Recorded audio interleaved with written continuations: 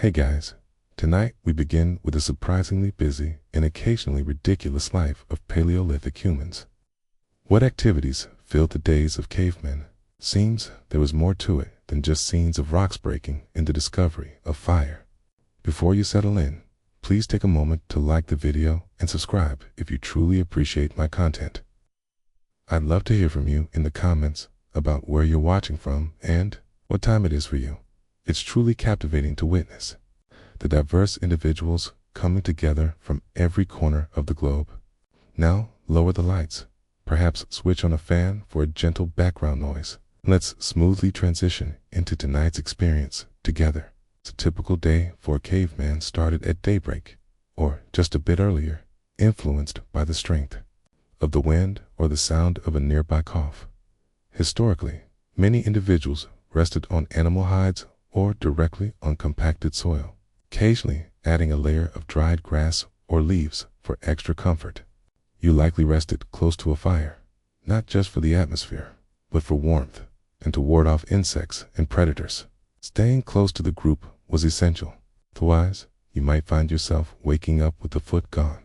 Many individuals rested in close-knit clusters, including families, extended relatives, and anyone else belonging to the local community. There was no such thing as privacy. All ears were tuned in. Upon waking, your first action was to check the fire. If it stopped working, someone needed to turn it back on. That might require some time, a bit of patience, and quite a bit of effort. When the weather turned chilly, which was often the case depending on the season, everyone would be irritable until warmth returned. Next, you may want to review your tools and weapons. Tools like spears, knives, scrapers, and other items that serve for hunting or defense. It was essential to maintain these in excellent shape. Without your tools, you would struggle to gather food, protect yourself, or handle meat and hides effectively. In a group, certain individuals excelled more than others, and it was common to borrow equipment from those with greater expertise, although they likely anticipated a favor in return. Kids often tend to be the first ones to create a ruckus. They would begin to stir, searching for something to nibble on or an activity to engage in. Frequently, both adults would gradually rise and start getting ready for the day ahead. That might involve collecting water, inspecting nearby traps, or venturing out to search for indications of animal activity. The day began abruptly, leaving no room for a gentle start. Your daily objective was straightforward. Keep cozy, seek nourishment, and steer clear of harm. If you rose from slumber intact, your fire still crackling, and the outside world appeared. You are already in a good place. During the Paleolithic era, there was a form of personal hygiene, albeit different from our modern understanding. Cleanliness served a practical purpose rather than an aesthetic one. You took action when it began to affect your daily life, or when the odor became a concern for those around you. Bathing occurred, but it was greatly influenced by the season and surroundings. When the water was warm enough, people would enjoy washing in the stream.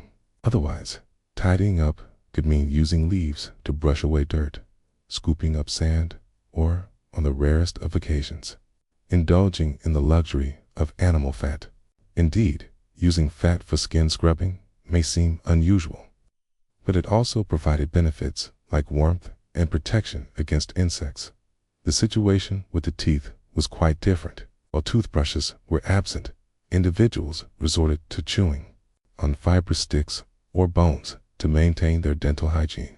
Dentalware was prevalent, particularly because the Paleolithic diet included tough meats, unrefined grains, and sand particles from grinding stones that contaminated the food. Cavemen may not have brushed their teeth, but they also avoided sugary treats, making cavities uncommon. Tooth loss due to injury or wear, on the other hand, presented a unique challenge. Care was simple. Hair was often lengthy, pulled back, or just left alone. Lice were prevalent. Certain groups utilized ash, soil, or animal fats to minimize infestations. Some might have turned to the tried and true approach of excessive scratching, wishing for relief. Evidence from later prehistoric periods shows that primitive combs or grooming tools were used, indicating some effort was made. Ultimately, the clothing only made things worse. Animal hides lacked breathability and were infrequently cleaned. If there was an unpleasant odor, individuals either adapted to it or pointed fingers at the one nearest to the flames. Feet were often exposed or adorned with flexible hide footwear. As you might envision, the aroma of an ancient cave was unique. However, what's truly unexpected is this. Even without the comforts of soap or showers, early humans thrived and found ways to adapt effectively. Their immune systems were robust, and their communities had a solid grasp of hygiene practices to prevent significant outbreaks. In reality, individuals likely had a similar scent, so it wasn't really noticeable unless someone did something drastic, like rolling in a dead animal. Interestingly, some individuals did this for disguise. Morning meals. Meals were enjoyed whenever the moment felt right. Individuals consumed food whenever possible, whatever was available, and only if there were remnants from the previous day. If you happened to rise and discover a piece of dried meat still dangling by the fire, you'd have hit the jackpot of the ancient world. However, the majority of mornings didn't begin in that manner. If the previous night's hunt had been unsuccessful, or if the food had already been consumed or taken by a raccoon-like creature with aspirations, then breakfast would involve foraging. This could mean searching for roots, inspecting nearby berry bushes, or looking around the area for edible plants that haven't yet been taken by animals or children. The options were influenced by the seasons. Spring ushered in vibrant greens. Summer delivered sweet fruits. Winter often left one yearning for more. The behavior of protein was less consistent. Small creatures such as birds, rabbits, or insects were sometimes captured and consumed entirely or cooked over a fire. Insects provided a dependable source of protein, even if they didn't spark much enthusiasm. Discovering a termite mound or a handful of grubs could lead to a delightful breakfast experience. They weren't particularly flavorful, but they also didn't have any unpleasant after effects. At times, you might open up to others, particularly those in your family circle. However, food served as a valuable resource rather than a mere act of kindness. If someone returned with breakfast, it indicated they were either kind-hearted or held a position of authority. For either option, hydration was also essential. Streams, springs, and rivers were often the primary sources, if fortune smiled upon you. If not, then puddles would suffice. At that time, boiling water was not a usual method, leading to the consumption of raw water that sometimes contained bacteria. Your gut either triumphed or felt a profound sense of remorse. Sometimes there would be a remnant from the previous grand hunt: smoked meat, marrow from broken bones, or tough strips of hide that could be consumed with sufficient effort. These were truly beneficial. Items were kept out of reach, carefully wrapped or concealed. Yet nothing could deter a determined child wielding a stick. Each morning felt like a fresh chance to embrace the unknown. Perhaps you might come across some berries in a partially cooked squirrel. Perhaps you might discover emptiness. No one intentionally misses breakfast. It's following breakfast, or the acknowledgement that breakfast was off the table. The next significant undertaking of the day was tending to the tools. Tools were essential, not merely extras. They were vital for survival. Without a sharp edge, you wouldn't be able to slice through meat, clean hides, or protect yourself. Interestingly, a significant portion of the day was dedicated to bending over stones, striking them together in search of the perfect form. Welcome to the art of crafting tools from the Paleolithic era, a blend of skill and experimentation, with a crucial focus on avoiding any mishaps with your thumb. The preferred raw material: flint, or perhaps obsidian if you wanted to be a bit extravagant, and happened to reside close to a volcano. The stones broke in a consistent manner, allowing for the removal of sharp edges to craft effective cutting tools. The essential starter kit featured hand axes, scrapers, spearheads, and the widely favored rock with a handle. There wasn't a universal solution. Every tool served a specific function, some for cutting, others for crafting wood, and some for purposes we still don't completely grasp, but likely involved striking objects. While many individuals crafted their own tools, it was clear that some possessed greater skill in this endeavor than others in the group. Those who could craft flawlessly balanced spear points gained admiration and numerous requests. Maintaining sharp tools was a regular task.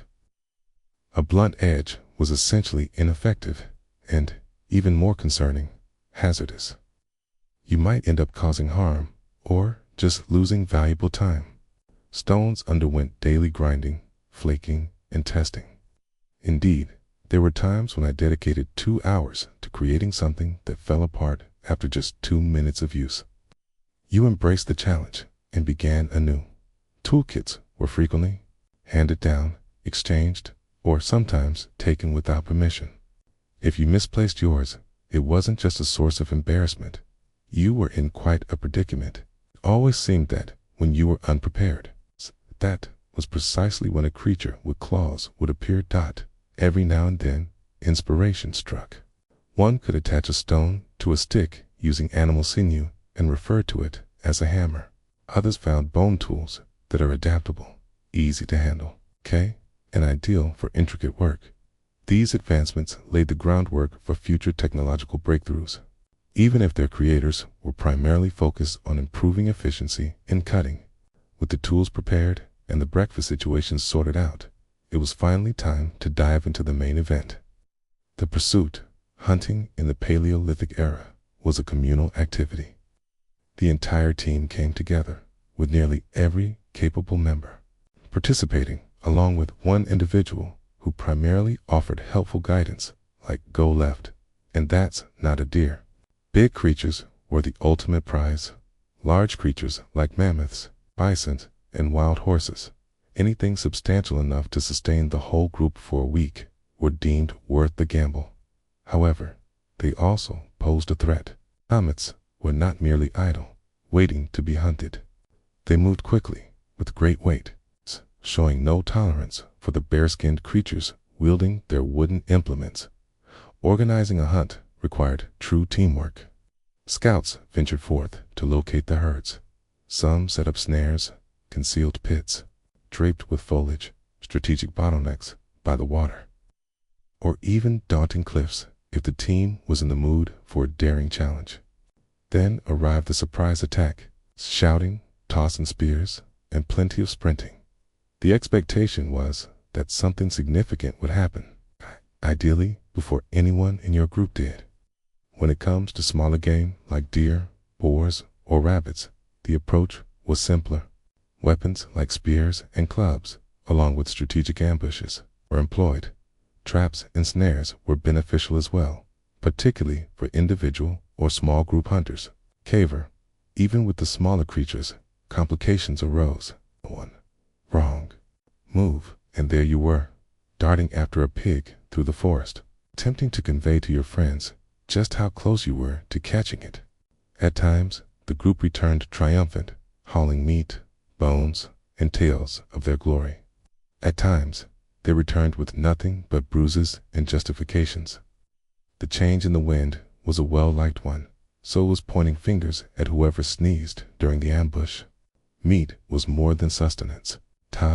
It represented a certain prestige. The individual who secured the kill frequently gained the first choice, increased admiration, and a lighter workload that evening.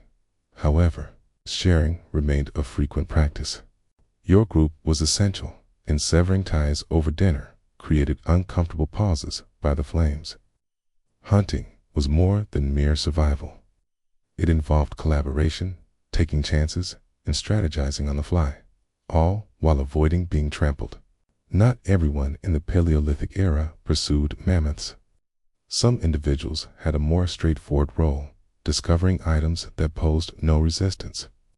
Foraging may not have had the excitement of hunting, but it was crucial and honestly often yielded better results.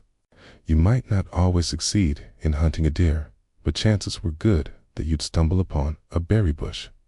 The foraging team, typically consisting of women, older individuals, and younger children who weren't quite ready to throw a spear without hitting a tree, traversed a significant area.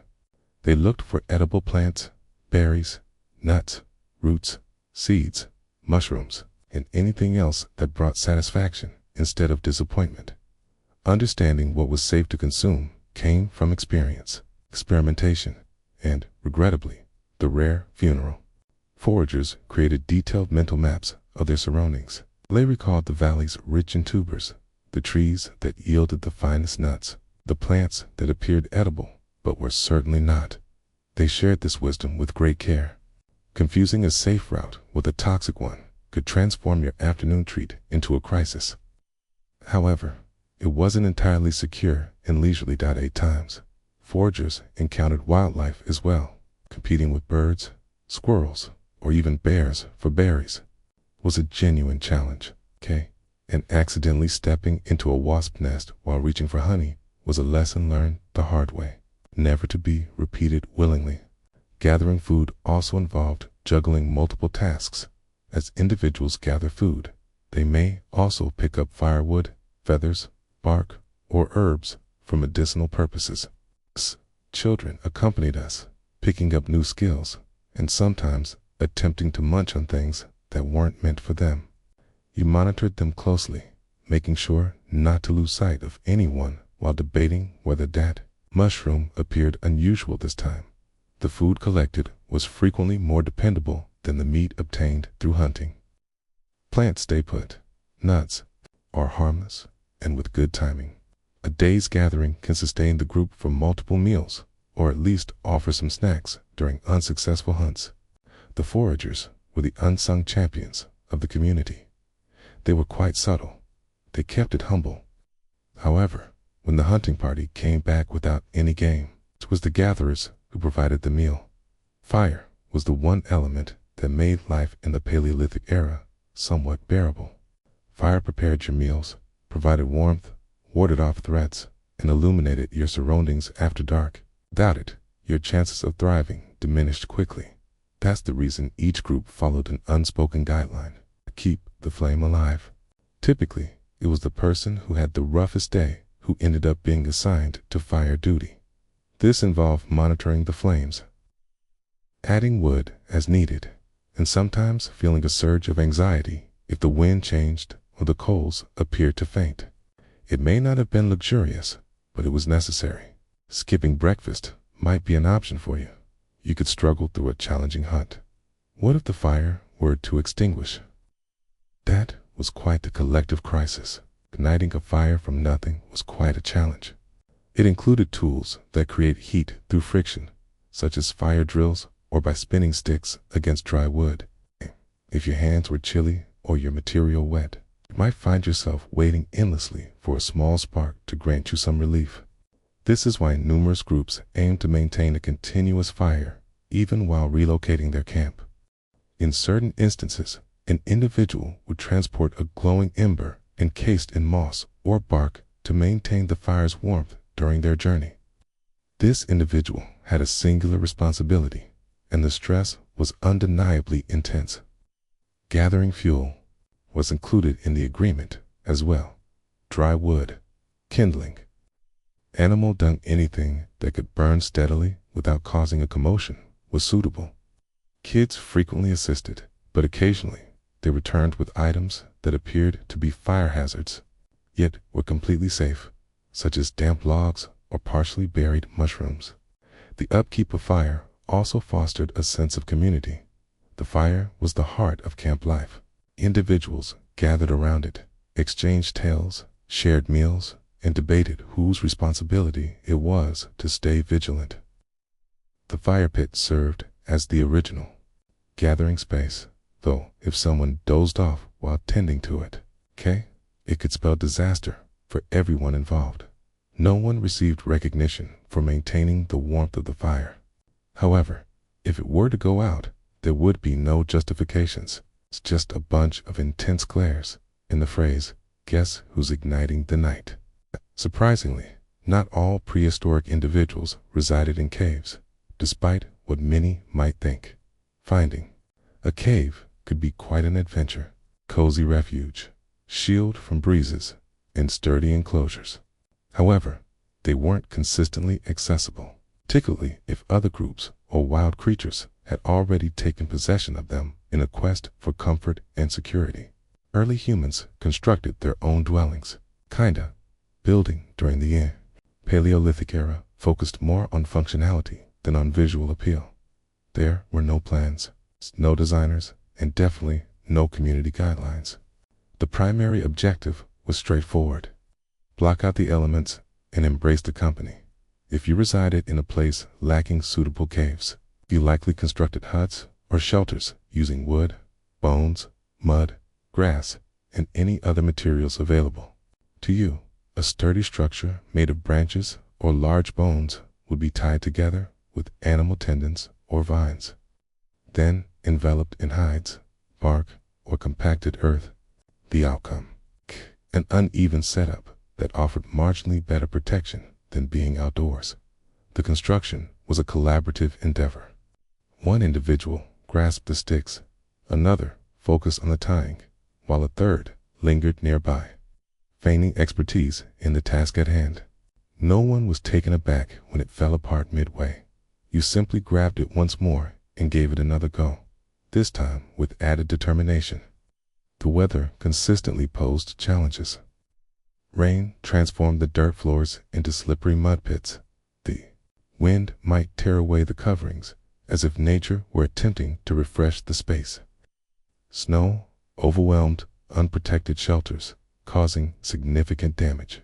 That's why certain communities constructed temporary buildings for different seasons: light summer cabins that can be swiftly left behind, and sturdier winter lodges for prolonged, harsh periods of icy weather. Insulation was a comfort. If fortune smiled upon you, the walls and floor were adorned with animal hides. If not, you simply bundled up and expressed your dissatisfaction. The fire remained at the heart of the space, ideally accompanied by an opening in the roof to allow smoke to escape, although it often invited an equal amount of chill inside.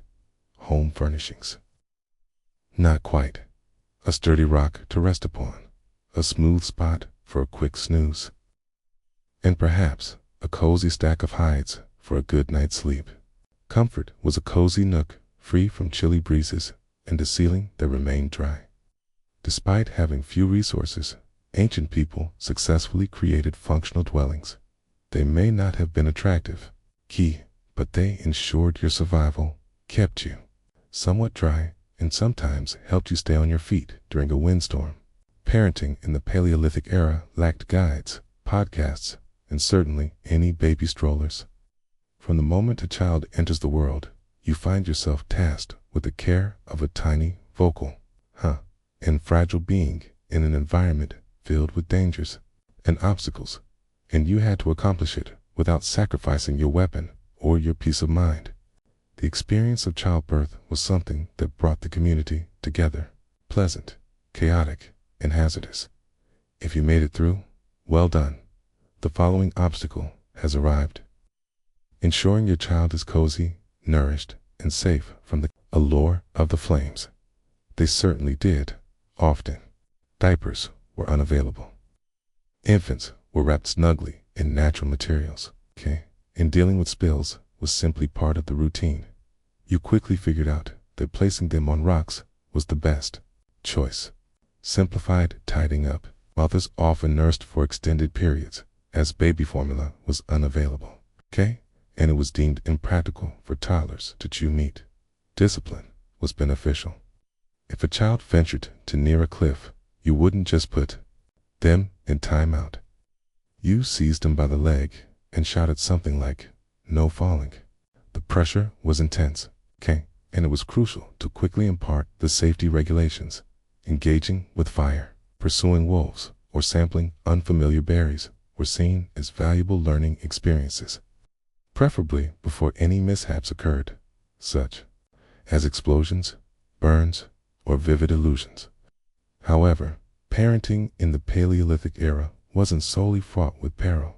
Children engaged in endless play, using sticks, stones, feathers, bugs, and anything that caught their curiosity. Engagement through play was their method of learning. A child who enjoyed tossing stones could eventually become the tribe's finest hunter. A child who remains quiet and observes the wise ones may grow into a shaman or healer. No one asked, "What do you aspire to become as you mature?" Your current state is a result of your survival abilities and a bit of fortune. Older children assisted with tasks, collecting kindling, bringing water, and scaring away birds from the drying meat. By the time they reached the age of 10, they were seen as somewhat capable participants in society, still bothersome, yet now beneficial. There wasn't any structured schooling, yet kids absorbed knowledge by watching, practicing, and experimenting with mud. They lacked toys, but they had the great outdoors, which offered no safety labels. After a long day of hunting, gathering, scraping, dodging wild animals, and parenting without sedation, early humans finally got to relish a moment of what we might consider relaxation. Certainly, Paleolithic social life wasn't quite the same as modern gatherings, but it had its own unique charm. The fire was the center of social gatherings. As the sun set and the darkness crept in, the group gathered around the flickering flames, not for celebration, but for the comforting warmth and gentle glow that offered a sense of safety and calm. Nonetheless, it acted as the central hub for the tribe's gatherings. Everyone gathered here to enjoy food, engage in conversation, and relax. Evening conversations transformed into vibrant storytelling sessions where individuals recounted the day's adventures, embellished hunting tales, and shared captivating stories about spirits, ancestors, or that unforgettable moment when someone tumbled into the river while pursuing a fish. Narratives served not merely as amusement. They were the vessels through which wisdom was transmitted across generations. What to consume, what to steer clear of, where the prime locations for hunting, were all intertwined in narratives filled with intense gestures and animated sounds. Music and dancing were present. Although they lacked a certain level of coordination, one person would strike two stones together in a steady beat. Another might softly hum or chant, and before long, 3 children would begin to twirl around joyfully, as no one had advised them against it. Instruments featured hollow bones, stretched high drums, and just about anything that produced a pleasing sound. Showcasing achievements was a significant aspect of social interactions. If someone had a successful hunt, they would bring it up. Often, if they crafted a precise instrument, they'd nonchalantly display it while feigning indifference. Social status was determined by abilities, not by riches. Who had the skills to hunt, the ability to lead, and the knack for maintaining the fire without singeing their own eyebrows. It has occurred. With limited choices, romantic expressions tended to be understated, like sharing a meal, leaning in closer, or holding back laughter when someone mistook a pile of dung for a rare root. Connections developed gradually, often with the unspoken acknowledgement that not throwing a rock at me today was a positive indication. Courtship was understated, pragmatic, and often featured more grunting than lyrical expressions. Yet early, humans found a way to create connections, even in the absence of scented candles or deodorant. The initial phase of courtship involved being close to one another. Your community consisted of a tight-knit group of around 20 to 40 individuals, which limited your romantic options to those who were either unclaimed or not family members. Not perfect, but there wasn't a Stone Age equivalent of Tinder, lest you consider gazing into each other's eyes while sharing a piece of roasted squirrel. Flirting felt subtle, and by modern norms, somewhat unusual. Sharing food was truly significant. If someone offered you the finest cut of meat or a handful of berries they didn't really need to share. That was a sign of generosity. Assisting someone with skinning a hide or transporting water, that's a positive sign. Initial love was grounded in hard work rather than smooth words. How one looks is important, but it has its limits. Your outfit didn't attract any judgment. Everyone donned different styles of fur and grime. What truly mattered was your capacity to endure. Hey, an adept hunter or proficient forger had a greater chance of winning a partner's affection than an individual who spent their time idly by the fire, crafting dubious sculptures. Pair bonds tended to be enduring, though they weren't necessarily everlasting. Individuals united for collaboration, nurturing kids, enjoying meals together, enduring harsh winters. Calm parting took place if it wasn't effective. No paperwork, just a reduction in shared responsibilities and an increase in uncomfortable pauses during communal dining. Intimate connections likely had a greater range of dynamics than contemporary beliefs suggest. Some anthropologists propose that early humans exhibited a greater sense of sharing, compared to the more possessive nature of later agricultural societies. Interactions within a group, essential survival requirements, and the ability to move freely frequently influence relationship standards more than individual feelings of jealousy. And naturally, there were no romantic melodies, just a serene companionship, a shared blanket, and the unspoken agreement that neither of you wished to face the night alone. It might not have appeared charming, but it was effective. Paleolithic couples formed families, nurtured children, and weathered storms, all without ever squabbling over forgotten chores, primarily due to the absence of any dishes. Even with the relentless demands of survival, early humans managed to carve out moments for something distinctly human: creative expression. Although they lacked galleries, museums, or any abstract phrases, they certainly had walls, expansive, frigid cave surfaces. It seems those were simply calling out for some embellishment. The oldest cave paintings are believed to be over 30,000 years old, with renowned examples located in areas such as Lascaux and Chauvet in present-day France. These were intentional sketches. They showcased creatures such as bison, deer, horses, and mammoths, frequently depicted with remarkable precision and dynamism. Some featured lines indicating motion, while others displayed dots, handprints, or symbols whose significance remains a mystery to us. What instruments were utilized? Simple and pure, just earthy tones like charcoal, ochre, and manganese. Ground minerals blended with water, fat, or saliva. They utilized fingers, sticks, chewed plant ends, or hollow bones to apply pigment over their stenciled hands.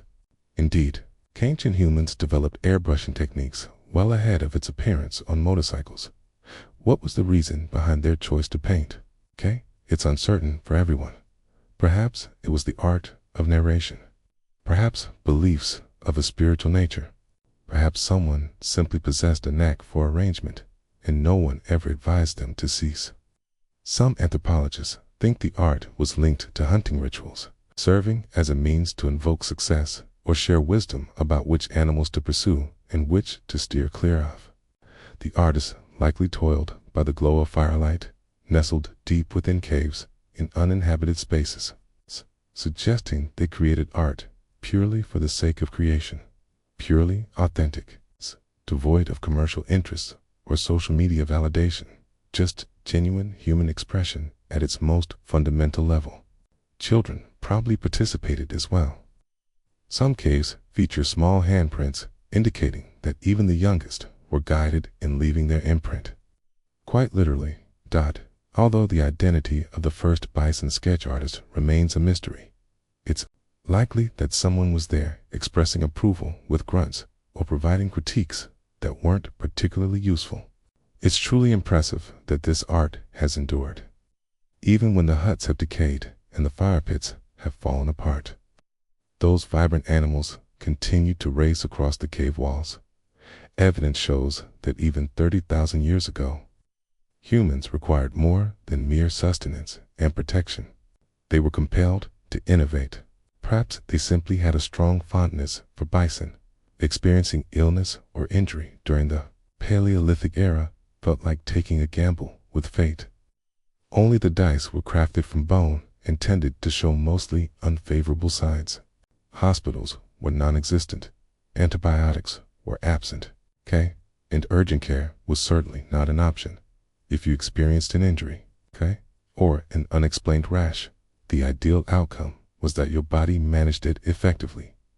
The most challenging situation. Everyone huddled around your fire, feeling a bit uneasy, hoping it didn't seem like something to catch. Healthcare was available, yet it was quite rudimentary, very simple. Early humans probably recognized certain plants that helped alleviate discomfort or swelling. Chewed bark, roots, or crushed herbs could have acted as early forms of healing remedies. For example, willow bark has salicylic acid, which is the key component found in aspirin. At some point in history, a Paleolithic individual stumbled upon the soothing effects of chewing on a tree for pain relief. For wounds, care typically included cleansing the area with water or known antiseptic plants, covering it with animal hide or moss, and then monitoring it carefully. The true danger came from the infection, not the injury alone. There were no clean bandages available. If the wound became red, warm, and began to emit an unpleasant odor, that was certainly a sign of trouble. Fractured bones. At times, they found restoration, while at other moments, they remained unchanged. Archaeological findings reveal prehistoric skeletons with healed fractures, indicating that care was provided and rest was prioritized. However, there were individuals who continued to push through, despite their struggles, as options were limited. Dental pain was yet another concern. Teeth became worn from the relentless chewing of tough meat and gritty plants. Tooth decay and jaw infections occurred, though cavities were not widespread. The answer? Elimination, using a stone, and without any anesthesia. Shamans, or medicine people, might have acted as the first healers, combining herbal knowledge, spiritual guidance, and a willingness to engage with the physical aspects of health. They employed practices, vocalizations, and substances that we might now view as somewhat mind-altering. Could it have been science? No. Was it effective? Occasionally. Healthcare in those times relied heavily on experimentation, instinct, and the will to endure. You found relaxation, you received care, and occasionally, fortune smiled upon you. And if you missed out, your place by the fire would be taken by someone else by nightfall. In the Paleolithic era, there were no wagons, no wheels, no roads, and certainly no idea of hitching a ride. If you wished to travel, you simply walked. That was all there was to it. Travel was not a luxury. It required a dedicated effort. Whether you were relocating your campsite, tracking wildlife, or steering clear of the neighbors who kept pilfering your firewood, it always involved relying on your own 2 feet. Movement was crucial. Paleolithic groups often led a nomadic lifestyle, shifting their locations in response to seasonal changes, the availability of food, and perhaps even to avoid the lingering odors of previous camps. Campsites were not accompanied by leases. When the nearby resources were depleted or the mammoths migrated, the people moved along with them. Journeys can vary in length, from a brief day's trek to a close hunting area, to extensive adventures covering many miles over the course of several days or even weeks. All items needed to be transported: equipment, concealed items, fire starting, supplies, any remaining food, and children all needed to be gathered and carried on your back. There were no suitcases, only leather bags and baskets crafted from woven reeds. Also, keep in mind the weather. Traveling brought new experiences: precipitation, gusts, flurries. You faced it all, perhaps while attempting to persuade a weary 5-year-old that indeed they must continue on their way. Once more, challenging, finding your way didn't rely on maps. Individuals relied on memory, landmarks, celestial patterns, animal trails, and the wisdom shared through generations. The mountain resembling a slumbering bear, and the bend in the river with its peculiar scent were the nearest things to street science you encountered. It was essential to coordinate the group's movement. Scouts may proceed to assess for any potential dangers. Everyone else moved carefully, often in single file. If an injury occurred, the whole group would take a step back. When the weather changed, you sought refuge. Quick, while moving quickly, mattered. Maintaining unity was equally crucial. Being lost in the untamed wilderness of prehistoric times often meant facing insurmountable challenges for survival. Even with those challenges, individuals made significant progress. Fossils and artifacts reveal that Paleolithic humans traversed continents on foot without GPS, water bottles, or Spotify, purely enduring aching feet and the relentless human desire to discover what lies beyond the next rise. After a long day of hunting, gathering, walking, parenting, tool fixing, and generally surviving, early humans concluded their day in the one place that felt right, by the warmth of the flames. The sun sank swiftly, and in the absence of electric lights or lanterns, darkness enveloped the surroundings rapidly and without compromise. That's when the group prepared for the soothing conclusion of the evening. A balanced mix of relaxation and essential upkeep. If you were fortunate, dinner consisted of roasted meat, boiled roots, or any other edible item that managed to stay. But earlier, meals were enjoyed together, with everyone gathered in a relaxed circle, either crouched or sitting cross-legged, savoring their food with hands, bones, or sometimes a sharpened stick. While there wasn't any official protocol, it was clear that certain unspoken guidelines were in play. For instance, refrain from grabbing the final morsel unless you were the one who claimed it. Following the meal, conversations flowed among the group. It wasn't solely about survival strategies or food arrangements. They exchanged narratives, legends, recollections, and warnings about that one individual who attempted to embrace a porcupine. Oral storytelling was the Paleolithic equivalent of Netflix. But without any interruptions, these tales shared wisdom, captivated children, and likely inflated everyone's hunting prowess by a solid 30%. At times, melodies filled the air. Melodic, soothing phrases exchanged between voices. A bone can also serve as a flute. A vacant log. Beat to music may not have been refined, but that was perfectly fine. It provided a bit more warmth for a while. At this point, many individuals felt completely exhausted.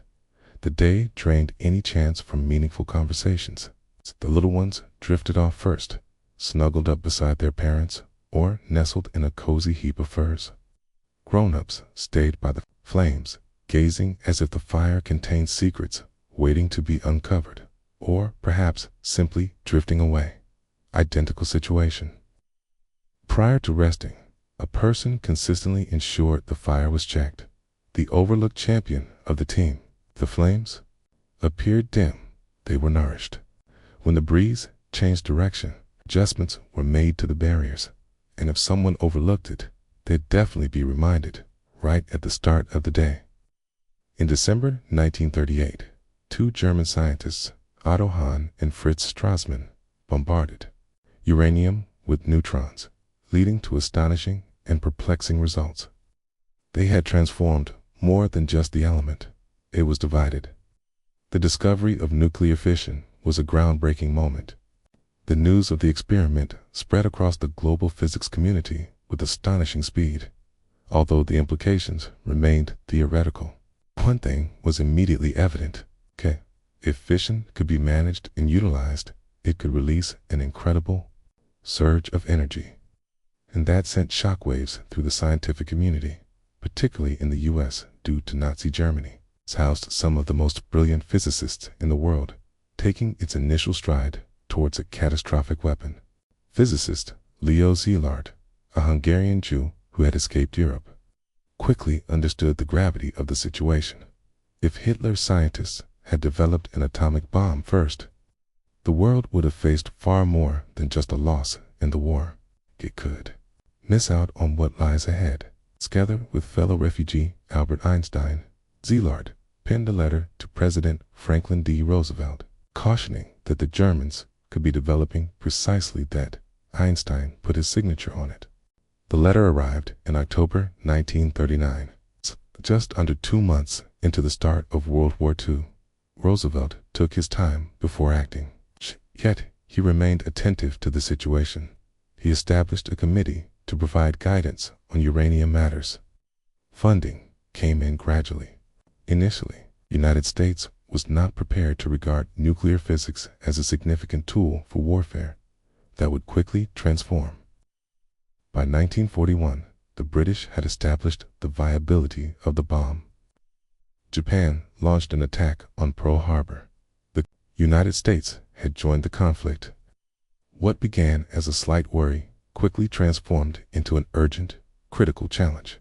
Introducing General Leslie Groves, a straightforward military figure who had recently completed the construction of the Pentagon in 1942. He took on the role of leader for the newly established Manhattan Engineer District. What is its aim? Easy, in theory. Develop a powerful weapon before the Nazis achieved their goal. How does it work in real life? It was the most covert, costly, and intricately scientific endeavor ever undertaken. Groves enlisted a vibrant and dynamic young theoretical physicist to spearhead the scientific efforts. J. Robert Oppenheimer. Outstanding, debatable, optimistic, a person capable of computing particle probabilities while effortlessly reciting Sanskrit poetry. United, they initiated what would later be recognized as the Manhattan Project, a $2 billion risk that would transform the essence of combat and alter the course of history. The Manhattan Project was more than merely a laboratory experiment. It was a realm of greatness to achieve the unimaginable. The U.S. government established a concealed society spanning the nation, cloaked in mystery. The true purpose of the project remained a secret to everyone outside of it. Many of the individuals present felt the same way. At the core of this hidden realm were 3 primary locations. Initially, Los Alamos, New Mexico, a dry plateau selected for its isolation. This would serve as the core of the project, where theoretical physics intertwined with practical engineering. Here, Oppenheimer gathered an exceptional group of scientists: Niels Bohr, Richard Feynman, Enrico Fermi, along with many others. A significant number were European immigrants escaping fascism. Some were completely unaware of the true nature of their creation. Secondly, in Oak Ridge, Tennessee, entire factories spanning several football fields were constructed from the ground up. What is their purpose? Process uranium, one of the essential components required for a nuclear weapon. The issue was that uranium-235 was extremely scarce, making up less than 1% of natural uranium. Engineers explored every possible method, including gaseous diffusion, electromagnetic separation, and even calatrons. Countless workers, predominantly women, operated machinery they did not comprehend, unaware that their efforts were contributing to the enrichment of bomb fuel. Third, Hanford, Washington, a site where plutonium was produced. This was the alternate route to the explosive device. Plutonium was not found in significant quantities in nature. The massive nuclear reactors constructed in remote locations could bombard uranium to create it. After that, needed to be extracted, refined, and transported to Los Alamos for weaponization. The reactors operated continuously, generating a new element along with unsettling visions. The origins of radiation leaks, contamination, and the environmental costs of the nuclear age can all be traced back to this point. More than 130,000 individuals contributed to the Manhattan Project, surpassing the population of certain U.S. states. During that period, it created hidden communities featuring homes, educational institutions, shops, and protective barriers.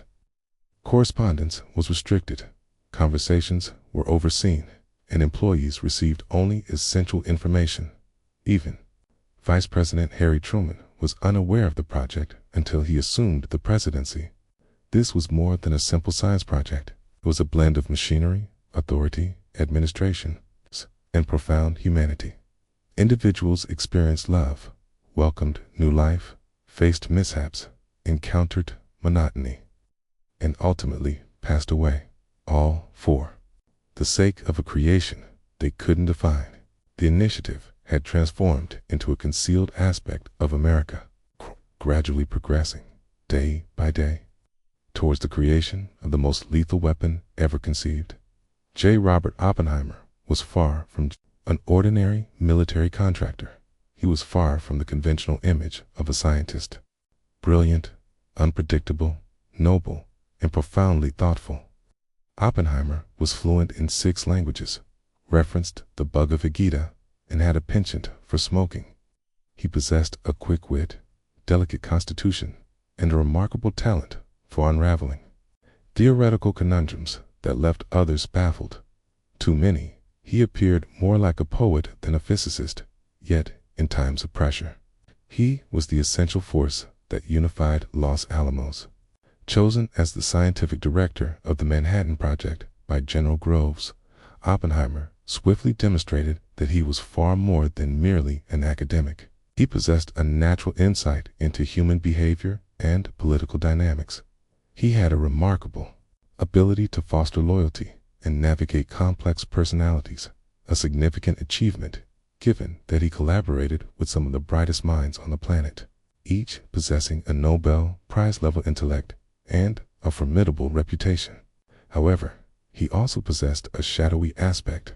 Oppenheimer's prior connections with members of the Communist Party, such as his brother and his mistress, Jean Tatlock, triggered concerns for military intelligence.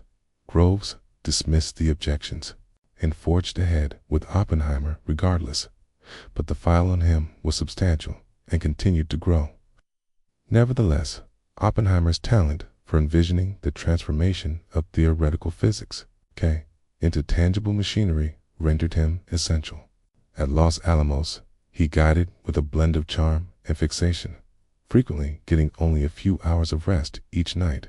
He dashed between chalkboards and meetings, jotting down formulas, debating designs, and smoking continuously until the early hours. He was at the heart of it all. Atomic structures, bomb casing designs, neutron reflectors, and even the seating arrangements during briefings. He was acutely conscious of the repercussions. Oppenheimer felt that it was ethically essential to outpace the Nazis in developing the bomb. As the conflict in Europe approached its conclusion and Germany's nuclear initiative faltered, he began to feel a sense of unease. The bomb had evolved beyond a mere defensive tool. It was transforming into an instrument of political power. This contradiction lingered in his mind. He had gathered the most brilliant thinkers of the era to create a level of chaos previously unthinkable. Each achievement drew them nearer, not to triumph, but to a boundary that, once passed, could never be undone. In solitude, Oppenheimer grappled with inner turmoil. In public, he stayed attentive as the team completed the bomb designs. One unsettling reality became increasingly evident. They wouldn't merely be altering warfare. They would be transforming the very essence of humanity's connection to power. By late 1944, concepts had transformed into detailed plans. Plans transformed into components. Components transformed into initial models. The Manhattan Project transformed from a mere experiment into a relentless production line for destruction. However, constructing a nuclear bomb was not akin to assembling a tank or an aircraft. This was a new experience, and nothing was straightforward. Engineers, machinists, and physicists at Los Alamos were now concentrating on 2 kinds of bombs, each possessing its own frightening intricacy. The initial creation was the uranium bomb, known as Little Boy. It was based on the concept of a gun-type mechanism. When you collide one piece of uranium-235 with another at high velocity, a chain reaction occurs. Easy to understand, terrifying. In execution, the enriched uranium was sourced from Oak Ridge, Tennessee, in small, meticulously obtained amounts. Every gram required tremendous effort, and they needed more than 60 kilograms. Each calculation needed to be flawless. There would be no trial. Little Boy would head directly to the front lines. The second bomb, known as Fat Man, utilized plutonium. However, plutonium proved to be more challenging. A design based on a gun concept wouldn't be effective. Plutonium would fail to ignite, losing its potential before achieving maximum energy. Instead, they needed to create an entirely new approach. Implosion. This involved meticulously timed explosive lenses that would swiftly compress plutonium core into a critical mass within microseconds. It felt like attempting to compress a steel ball uniformly from every angle with explosives, all while keeping the outer layer intact. To complicate things further, plutonium was harmful, unpredictable, and recently developed. The researchers operated in a highly confidential and pressured environment. Incidents occurred. In 1945, physicist Harry Daghlian inadvertently dropped a tungsten brick into a plutonium core, triggering a critical reaction. He took in a fatal amount of radiation and passed away weeks later. The demon core, as it was known, would take the life of another scientist, Louis Slotin, months later in a hauntingly similar incident. Each advancement came with a price, affecting the body, the mind, and one's principles. In the meantime, the clock was ticking away. Germany had given up. Japan continued to resist, and Washington was eager for outcomes. The researchers at Los Alamos understood the implications of their creation, yet they were uncertain about its destination or the lives it would impact within the workshops. The last elements were falling into place. Metal enclosures, exact triggers, atomic centers. Every element is a wonder of innovation. United, they would create the most dangerous creation of humankind. The final step was to put it to the test, not just in theory or simulation, but in the real world, under the harshest conditions. On July 16, 1945, at exactly 5:29 a.m., the New Mexico desert became the origin of the nuclear era. The experiment was referred to as Trinity, marking the inaugural explosion of a nuclear device in the annals of human history. The device they tested was a plutonium implosion design. Similar to Fat Man, it had not undergone any prior testing. In contrast to Little Boy, scientists thought would function based on straightforward physics.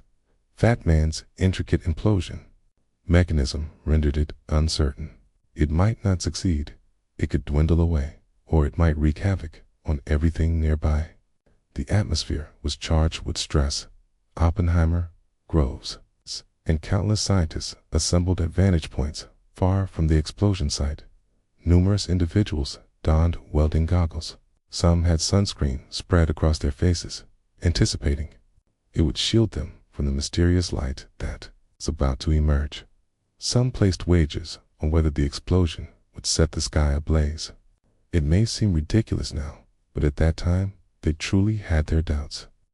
At the precise moment of detonation, the desert erupted with a brilliance more dazzling than the sun. The sudden force sent individuals sprawling to the ground.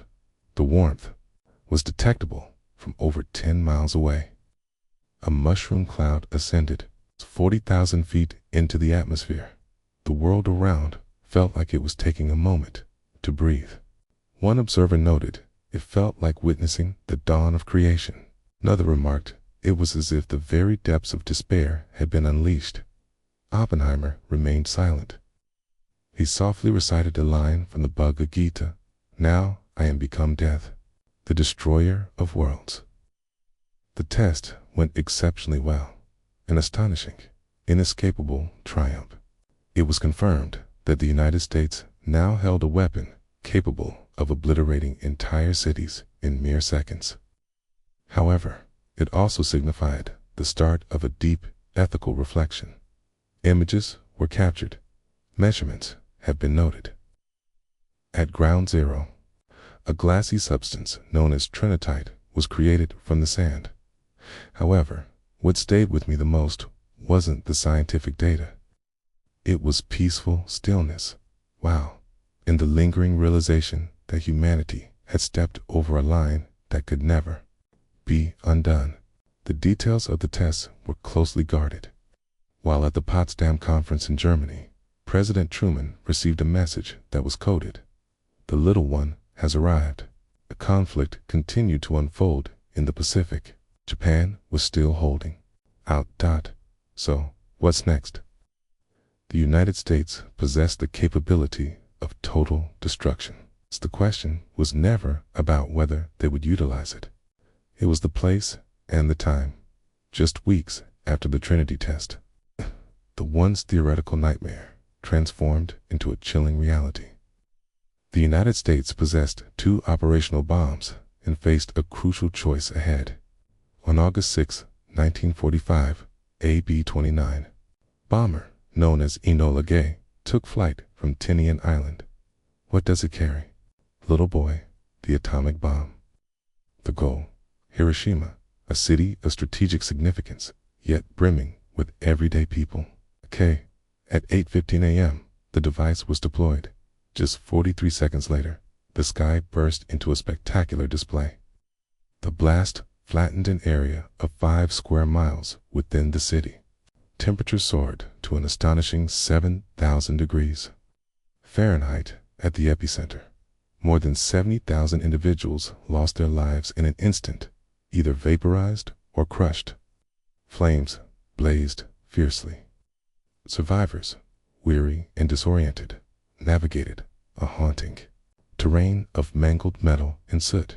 In the upcoming weeks, countless individuals would succumb to the effects of radiation, sickness, injuries, and trauma. The devastation was unlike anything the world had ever witnessed. And still, the conflict persisted. Japan's leaders were uncertain. Some sought to give in, while others desired conditions.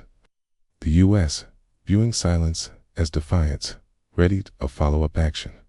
On August 9th, a plutonium bomb, Fat Man, was placed onto another B-29 boxcar. The initial objective was Kokura, but overcast conditions necessitated a shift in plans. The bomb was released over Nagasaki at 11:02 a.m. The landscape of Nagasaki somewhat contained the explosion, yet the devastation remained immense. Approximately 40,000 individuals lost their lives immediately. The explosion destroyed factories, homes, and temples.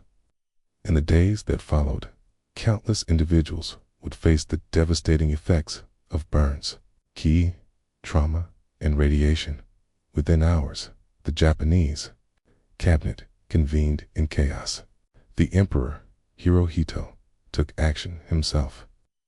In a historic moment, a Japanese emperor addressed his people directly, declaring an unconditional surrender. The conflict had come to an end. However, the discussion was only getting started. Did bombs conclude the conflict, or did they bring about something even more troubling? Were they essential, or an alarming display of power? Some scientists had pleaded for a demonstration rather than a city strike. Their requests went unheard. Some individuals, such as General Groves, experienced no feelings of guilt whatsoever. A new reality unfolded, where tranquility was maintained through the looming specter of total annihilation. The explosive had fulfilled its purpose, strategically, but ethically, in a philosophical sense, in a spiritual sense. Those questions would resonate through the ages. What was indisputable? In a blink, the 20th century had divided. There existed a time prior to the bomb, and then everything changed.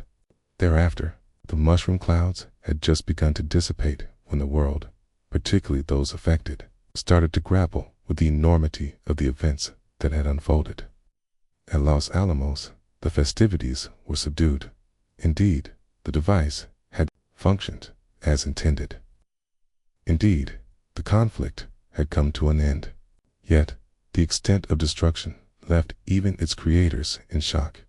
Images of scorched remains and devastated urban landscapes arrived at the research facilities. Accounts from survivors began to emerge. Researchers who previously dedicated their brilliance to creating the weapon now found themselves confronting a profound moral dilemma. Many sensed they had awakened something much greater than they could comprehend. Oppenheimer, in particular, was deeply affected, was the vibrant spirit of the Manhattan Project. He now found himself a man burdened by shadows. During a meeting with President Truman shortly after the war, he allegedly expressed, "Mr. President, I feel as though I have blood on my hands." Truman, as reported by his staff, was appalled. He later referred to Oppenheimer as a whiny scientist. However, the ethical dilemma extended beyond a single individual. Researchers such as Leo Szilard and James Frank advocated for openness and global oversight of nuclear arms through petitions. They cautioned that hidden agendas and uncontrolled stockpiles would result in a competitive buildup of weapons. Their reports went unnoticed. Instead, the U.S. enhanced its oversight of nuclear research. The Atomic Energy Commission was established. The Cold War started to heat up, with the Soviets already informed about the Manhattan Project through their extensive spying efforts, hurrying to develop their own atomic bomb.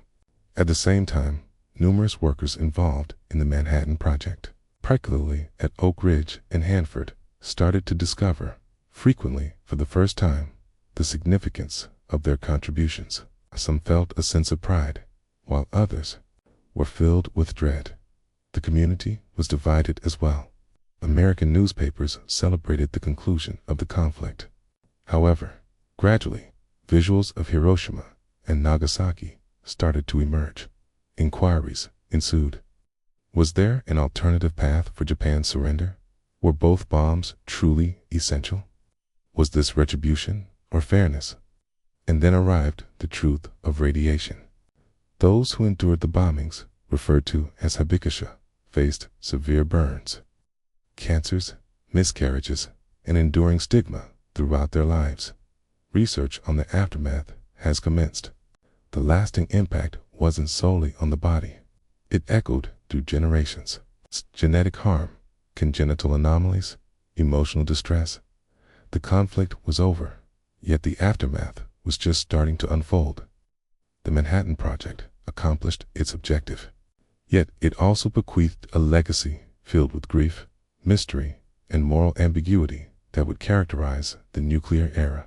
While science has made significant advancements, society has yet to fully embrace these changes. Even as the bomb was constructed in concealed deserts, in covert laboratories, its secrecy was not as assured as the U.S. government had anticipated. While America reveled in its atomic supremacy, vulnerabilities in its security were starting to emerge, and Soviet operatives had already infiltrated. The Manhattan Project faced challenges and setbacks almost from its inception, due to the extensive espionage networks established by the Soviet Union. They were aware of the bomb well in advance of its deployment. Prominent scientists such as Klaus Fuchs, a theoretical physicist at Los Alamos, were discreetly transmitting information about the weapon's design directly to Moscow. Fuchs's information was so accurate that Soviet engineers later acknowledged they relied on his data as a model when constructing their own bomb. He had company. Julius and Ethel Rosenberg, American citizens linked to communism, faced allegations of transmitting atomic secrets to the Soviet Union.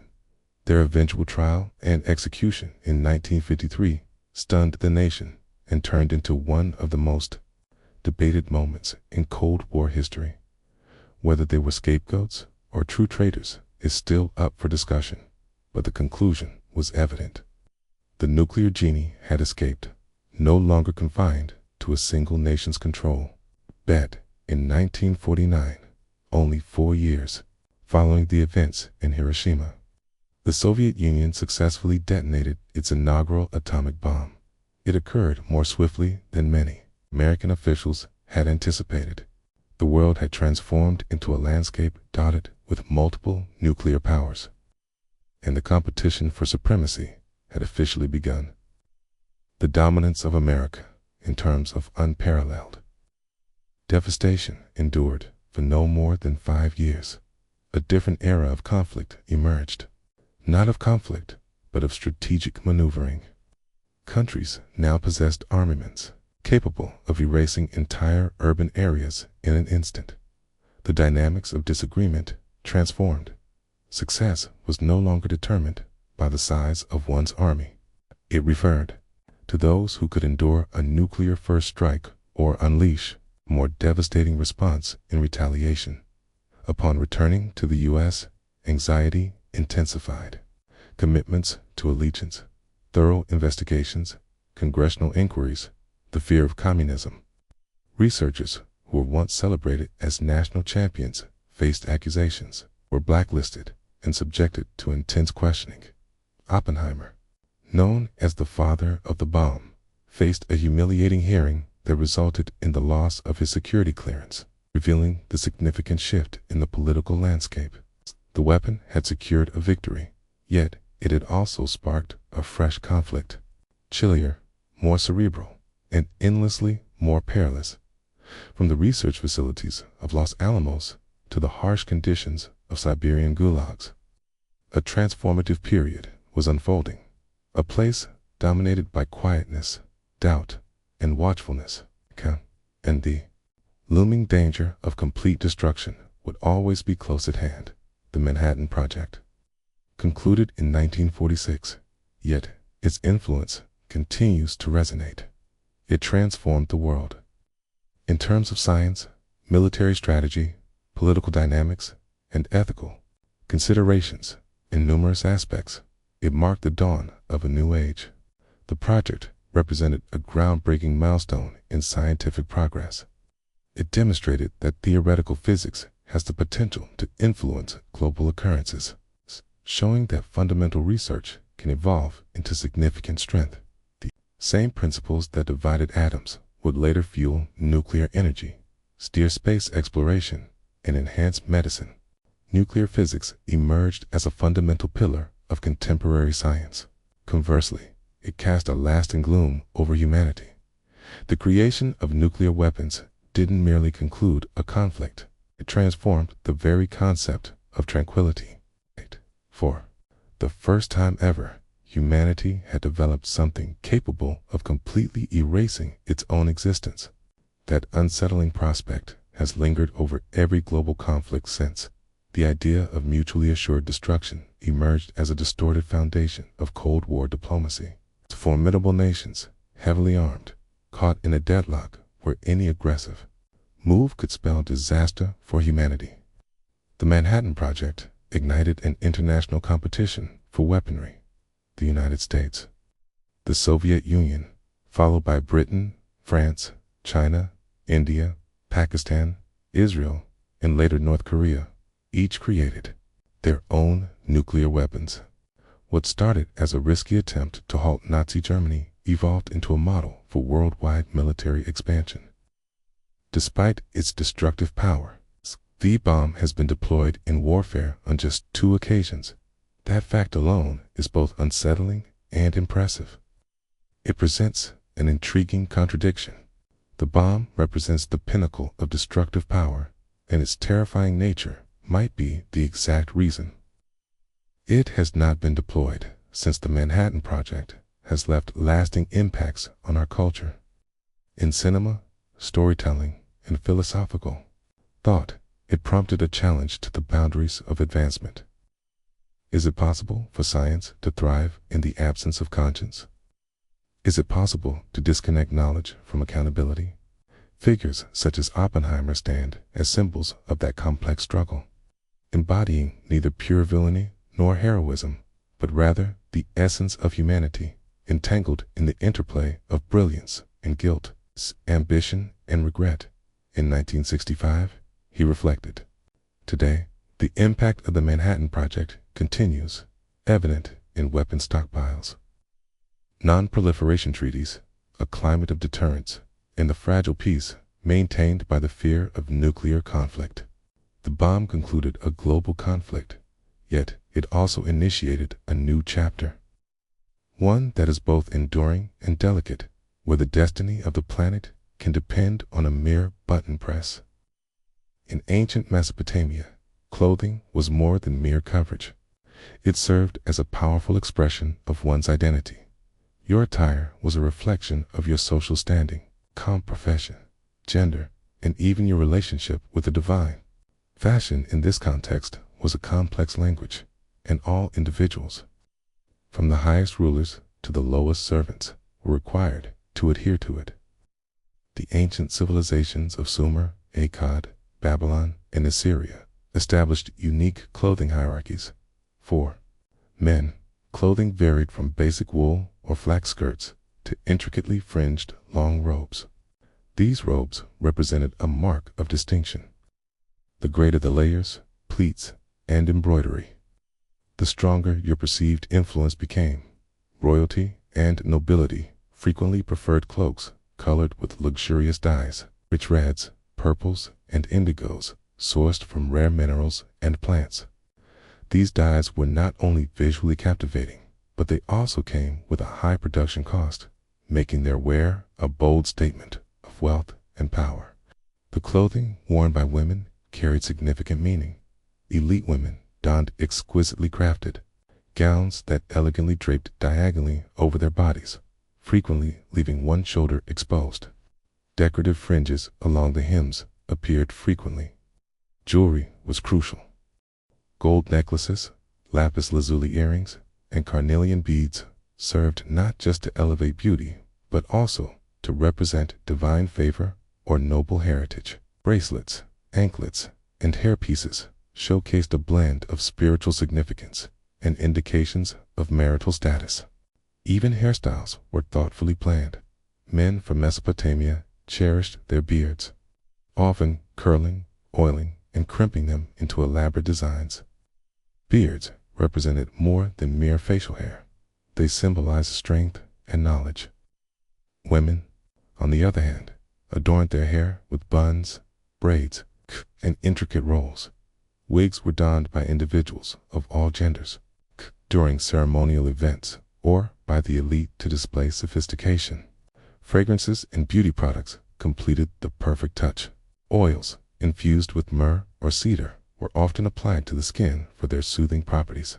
Eye makeup, particularly kohl, served a dual purpose, enhancing beauty while also providing a shield against malevolent spirits and the harsh brightness of the sun.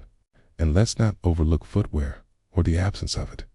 While many Mesopotamians walked without shoes, they occasionally donned sandals crafted from leather or even silver, primarily for ceremonial purposes. In Mesopotamia, fashion held significant importance. It was highly effective, meaningful, and upheld by spiritual and governmental organizations. Your choice of attire has the power to enhance your presence or diminish it. Even 5,000 years ago, individuals understood that appearances went beyond the surface. They shaped one's fate. In ancient Egypt, attire played a sacred role. Your attire wasn't merely a display of affluence or style. It embodied your bond with the divine. Attire represented innocence, strength, and timeless elegance, tying in a realm where existence and the afterlife were deeply connected. Your attire needed to be suitable for both realms. Linen reigned supreme, made from flax. This fabric was essential for all Egyptians, offering a soft, lightweight feel that was ideal for the heat of the desert. However, not all linen is the same. The elite donned exquisitely crafted, nearly sheer linen that gracefully draped over the body in sophisticated layers. Pharaohs and nobility donned pleated kilts and robes adorned with elaborate sashes, frequently starched and tailored for striking impact. The more pristine and delicate the linen, the greater its representation of purity and divine favor. For women, fashion served as a blend of allure and meaning. Elite women donned sheath dresses, referred to as kalusaras, which were form-fitting and frequently featured shoulder straps for added support. These dresses revealed much, yet in Egyptian culture, beauty and fertility were seen as sacred qualities. Apparel was crafted to accentuate the body's inherent shape. What we understand as modesty today was not the intended aim. Balance and divine beauty existed. Jewelry transcended mere decoration. It was a protective shield for the soul. Amulets in the form of scarabs, ankhs, and eyes of Horus were widely used. Gold was the favored metal of the deities, thought to be untainted. Necklaces, such as the broad collar or wesek, were adorned by individuals of all genders and embellished with precious stones like turquoise, lapis lazuli, and carnelian. These were not only beautiful, but they also provided safety and blessings from the divine. Wigs were a regular style selection for the upper class in ancient Egypt.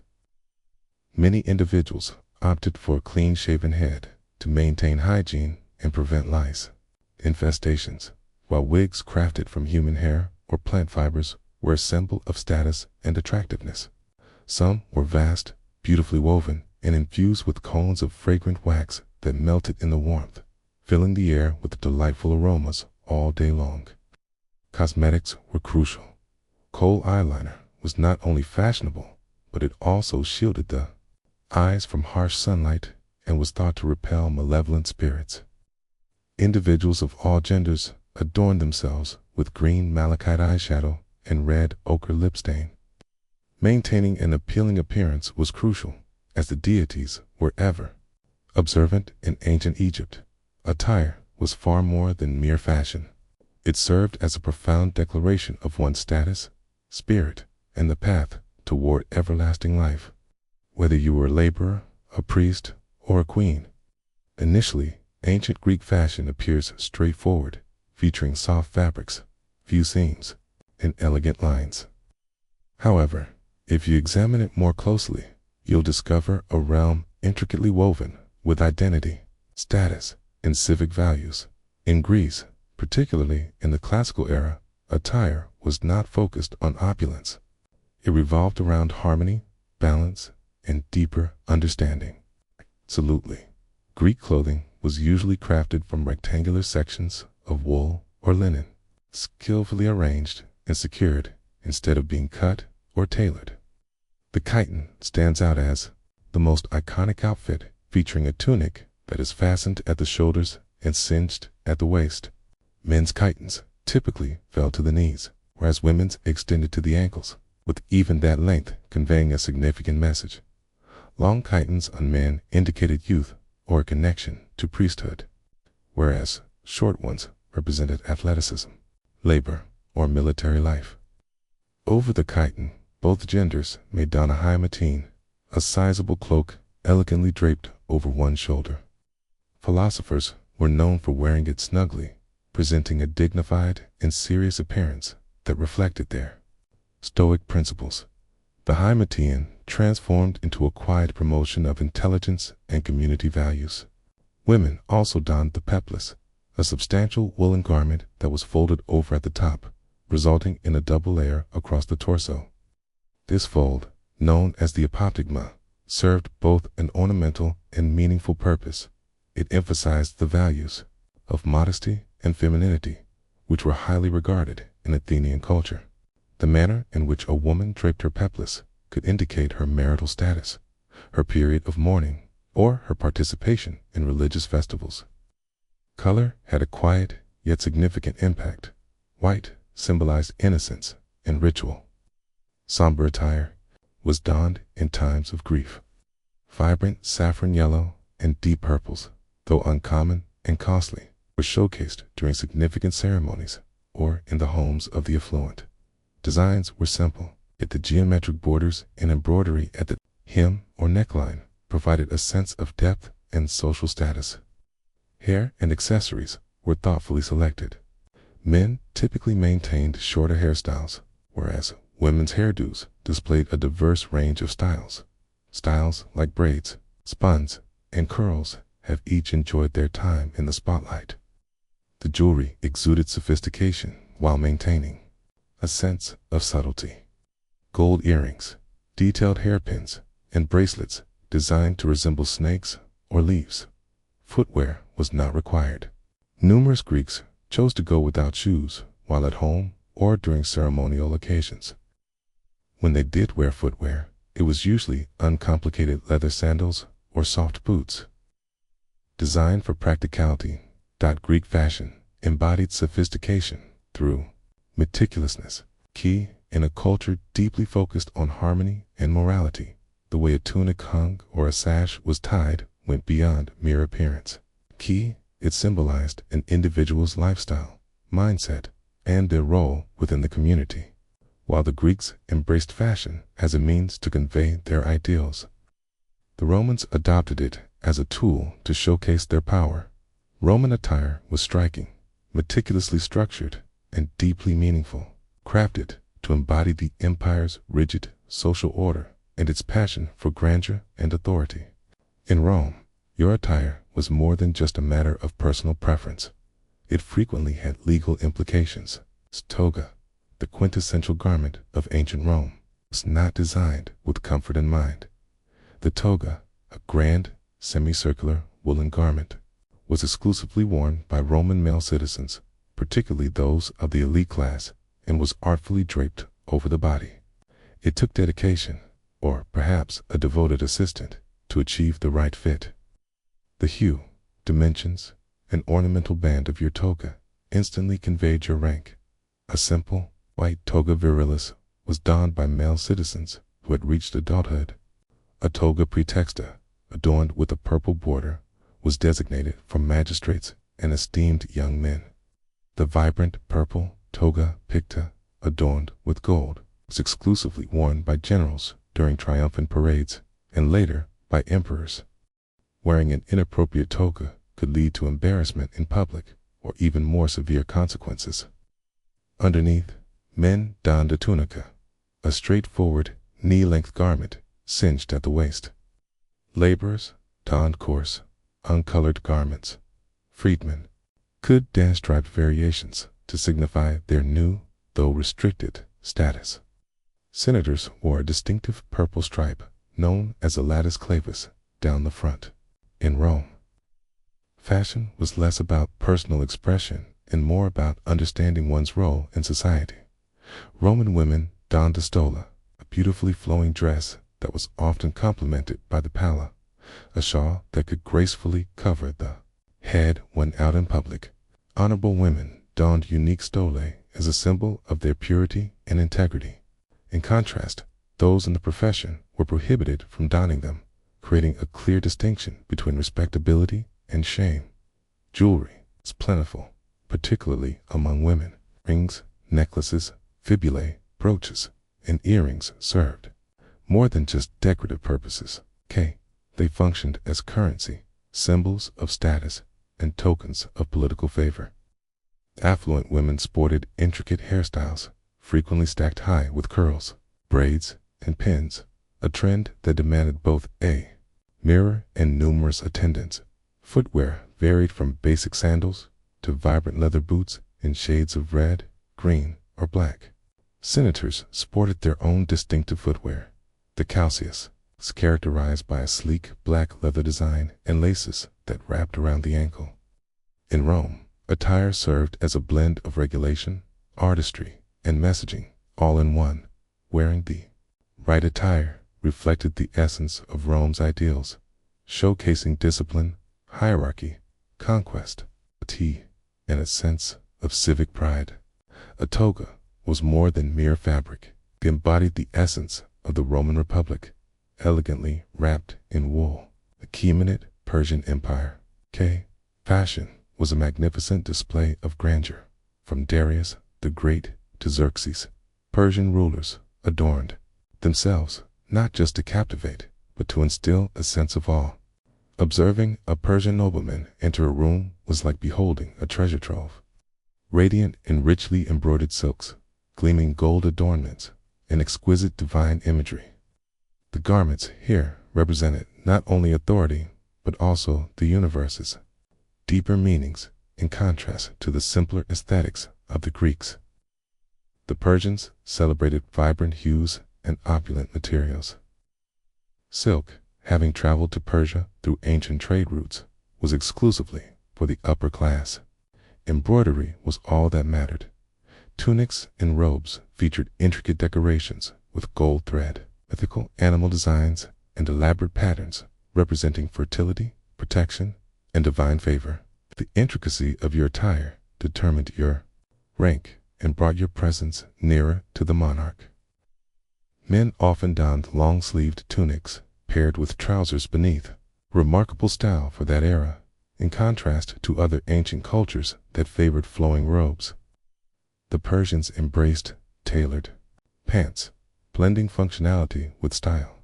It was groundbreaking and would go on to shape the attire of the Greeks, Romans, and even the medieval period. An elaborate, broad belt frequently secured the tunic at the waist, while multiple cloaks gracefully fell over the shoulders, contributing both substance and elegance. The fashion for women was also elegant, yet intentionally more understated. Flowing gowns, featuring tailored bodices and cascading layers of fabric, were prevalent, complemented by wide sleeves and delicate veils. Jewelry was plentiful, featuring gold necklaces, gemstone bracelets, and beautifully crafted rings. Fragrances and beauty products were prominently showcased. Women adorned themselves with vibrant rouge, dark kohl eyeliner, and fragrant oils kept in exquisite alabaster jars. Headgear played an essential role. The tiara, or kadiras, is a tall, pointed headdress. It's frequently adorned with pearls or intricate embroidery, and it represents the essence of Persian royalty. Even those of lesser rank among the courtiers donned embroidered caps or turbans, symbolizing their allegiance and devotion to the king. The fancier your headpiece, the nearer you stood to royalty. Colors held significance as well. Rich shades of blue and purple were designated for those of royal and noble status. White symbolized purity and was frequently donned by priests during holy ceremonies. Red and gold represented the essence of fire, of the revered element in Zoroastrianism, the primary religion of Persia. The elegance of Persian fashion is always intentional. Each fold, each gem, every stitched griffin or lion conveyed a story. The universe is structured, the ruler is sacred, and your attire should reflect your standing within it. In ancient India, fashion was a profound expression closely linked to spirituality, environmental conditions, and the harmony of the universe. Throughout the Vedic period and into the Maurya and Gupta empires, Indian clothing embodied a profound philosophical perspective where texture, color, and drapery transcended mere aesthetics to become something sacred. The foundation of traditional Indian attire was fabric that was not sewn. Rather than being tailored, garments were creatively wrapped, folded, and draped in diverse, regional, and symbolic styles. This wasn't an easy way out. It was a fundamental belief. In Hindu belief, stitching was occasionally viewed as impure for ritual attire, leading to flowing fabrics serving as a medium for self-expression and spiritual identity. For men, the typical attire was the dhoti, a rectangular piece of fabric, usually white or saffron, wrapped around the waist and secured with a knot. The style of folding varied by region and caste, and it could be either formal or casual. For instance, priests donned it in particular ritual folds that corresponded with sacred ceremonies. Women adorned themselves in the sari, a garment that remains renowned today. Yet in ancient times, its appearance was notably distinct. Typically, it consisted of a single piece of fabric measuring up to 9 yards, wrapped around the waist with one end, known as the palu. Elegantly draped over the shoulder or head, it revealed the midriff not merely as a style choice, but as a symbol of fertility and universal receptiveness. In numerous temples, goddesses were embellished in this precise manner, showcasing the divine femininity of the region. The koli, a blouse worn beneath a sari, appeared later in history. In past times, The styles of upper body garments were influenced significantly by societal expectations and environmental conditions. In certain regions, particularly in southern India, women donned the sari without any blouse, whereas in cooler areas, additional shawls and veils were incorporated. Textiles were a source of great pride for India. Cotton originated in this region, where Indian weavers perfected methods such as block printing, resist dyeing, and fine spinning. The muslin of Bengal was so fine it was referred to as woven air. Silk has long been an essential element of royal and sacred garments, particularly within Buddhist and Jain traditions. Jewelry adorned individuals across all social classes, from necklaces to bangles, anklets to nose rings. Every piece carried significance related to astrology, spirituality, or relationships. Even children donned protective charms to keep negativity at bay in ancient India. Fashion embraced timelessness rather than being dictated by fleeting trends. It was a gentle philosophy, unbound and rich in significance, always in harmony with the sacred. In ancient China, fashion transcended mere decoration. It was a dynamic framework of principles, universe, understanding, and governing structure. Throughout the Shang-Zhou and Han dynasties, your attire served as a mirror of your social status, your alignment with the cosmos, and your connection to the emperor. The hanfu stands out as the quintessential attire from early Chinese history, characterized by its elegant flowing design, wide sleeves, crossed collar, and a waist sash. It was more than just a trend. It represented a clear manifestation of Confucian principles.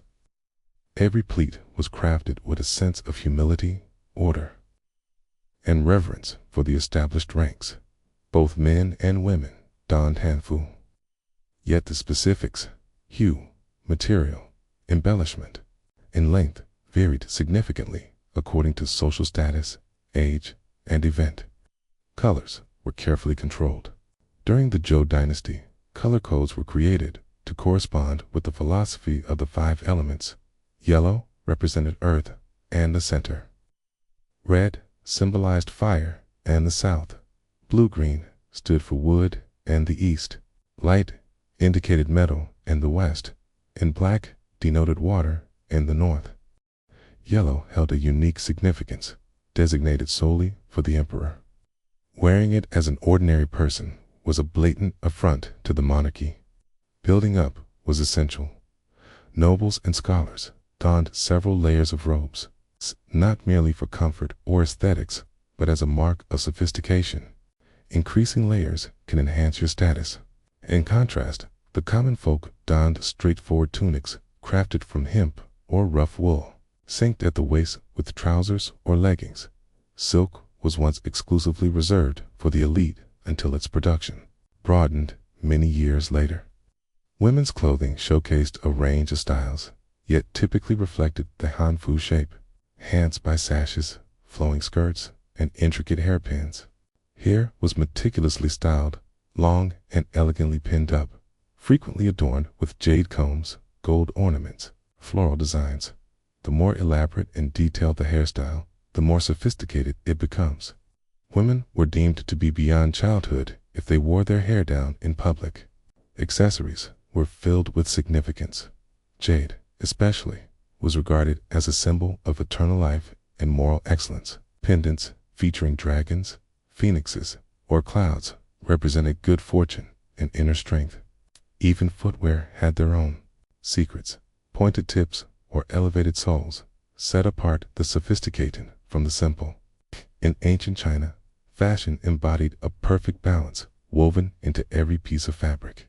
It mirrored the inherent balance, showcased human worth, supported the unseen framework of the empire.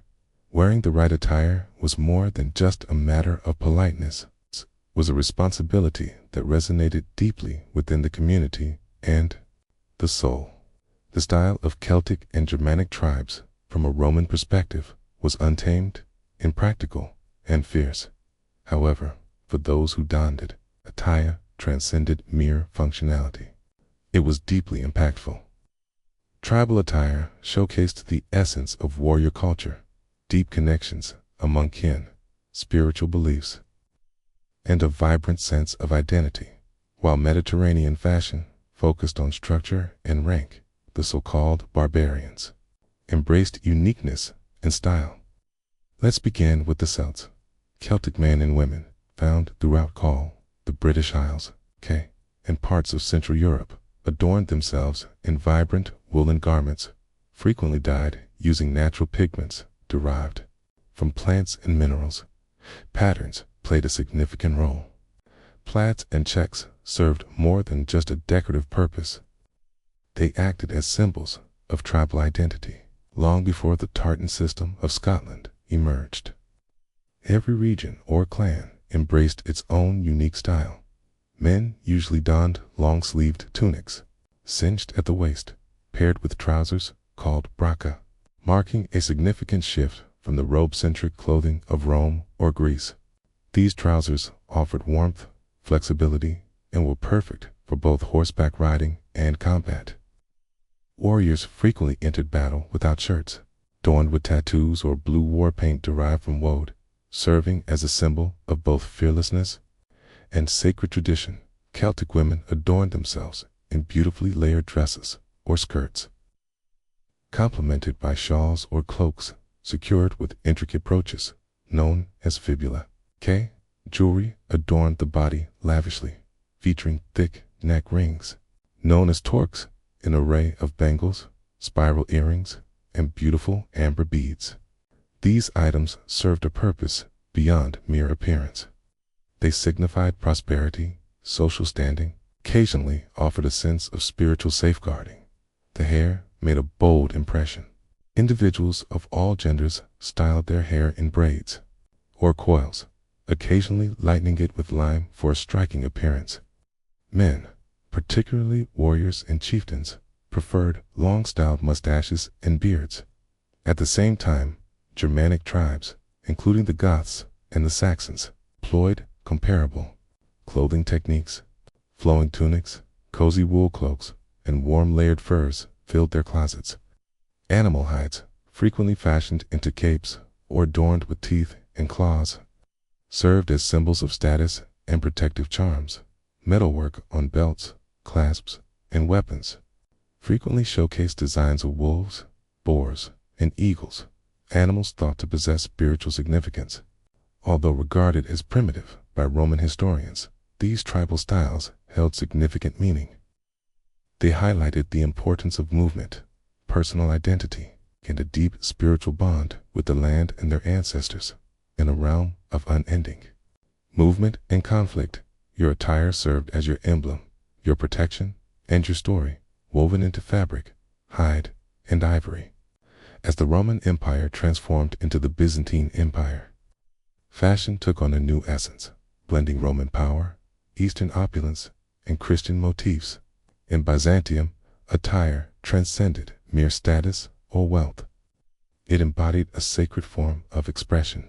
Each thread, each jewel, each embroidered symbol contributed to a sacred and political display. The Byzantine court had a deep fascination with ceremonial attire. The emperor, regarded as the divine's envoy on earth, donned garments that were so elaborate and richly embellished, they approached the realm of the dramatic. His robes, referred to as the lauros, were lengthy, adorned with jewels, and intricately wrapped around the body. Gold thread was frequently used. Gems like pearls, sapphires, and garnets were intricately sewn into the fabric. Witnessing the emperor was like encountering a vibrant symbol of life. Color was carefully controlled. Purple, derived from the elusive murex snail, was a privilege reserved solely for the imperial family. Anyone else found in it might encounter serious consequences. Even subtle hints of purple on garments or footwear signified a link to royalty. Senators, clergy, and generals donned their distinctive color schemes in ceremonial attire, resembling uniforms for special occasions. Byzantine fashion featured a rich layering and a sense of modesty. Men and women both donned tunics referred to as dalmatica, featuring wide sleeves and vertically embroidered bands called clavi adorning the front. They donned cloaks reminiscent of the chlamys, secured with decorative brooches, frequently designed in the form of crosses or doves. These layers offered more than just functionality. They embodied values of modesty and propriety. The fashion of women in Byzantium was characterized by its luxuriousness and deep sense of devotion. Distinguished women donned long-sleeved garments with snug cuffs, richly patterned silk materials, and intricate headpieces. Veils and crowns represented a blend of devotion and authority. Jewelry was abundant. Bulky earrings, layered necklaces, and ornate belts embellished with spiritual symbols and figures. Even their footwear was beautifully adorned. The impact of Christianity was profound and far-reaching. Symbols like crosses, angels, and sacred inscriptions adorned belts, pins, and the edges of garments. Churches were adorned with stunning mosaics, showcasing saints and royalty in magnificent robes. True style captured an artistic form. Even beyond the palace, style reflected the social order. Merchants, scholars, monks, and servants each sported distinct clothing styles that reflected their roles. You went beyond simply dressing for the weather. You prepared yourself for your purpose in the divine plan. In Byzantium, fashion was an obligation. It was fate, blessed by holy words and woven with care. Your robe was more than just clothing. It was your truth. Before the invention of eyeglasses, having poor vision felt like a permanent struggle, frequently leading to significant challenges. If you had trouble seeing things up close, engaging in reading or intricate work would be quite challenging. For those with farsightedness, activities like sewing, carving, or copying manuscripts became a constant challenge. For much of human history, people simply accepted their fate with no remedy in sight. Ancient civilizations acknowledged issues with sight, yet they lacked the resources to address them. The first documented mention of vision problems dates back to ancient Egypt. Ancient medical texts, dating back to 1500 BCE, detail symptoms that resemble presbyopia, a condition associated with age-related farsightedness. However, the approach to treatment was predominantly mystical or plant-based. No signs of any optical devices have been found. The Greeks and Romans recognized that vision could deteriorate as one grew older. In the 1st century CE, Seneca the Younger is said to have utilized a glass globe filled with water to enhance the visibility of text. It functioned like a basic magnifying lens, yet it wasn't designed to be worn. The initial authentic magnifying lenses originated during the Islamic Golden Age. In the 9th century, scholars in Baghdad and Cairo were exploring the fascinating field of optics. The mathematician Al-Hazan, or Ibn al-Haytham, authored the Book of Optics in the 11th century, establishing the foundation for the study of vision. He explained the process of light entering the eye and how lenses can manipulate its path. However, there is still no documentation of wearable lenses. In contrast, readers from ancient and medieval times utilized tools called reading stones, which were polished hemispheres of glass or crystal positioned directly over the text to magnify it. These instruments originate from approximately the 10th or 11th century in Europe and the Middle East. They served their purpose, but were a bit cumbersome. You needed to apply pressure to the page, and they assisted with just a single line at a time.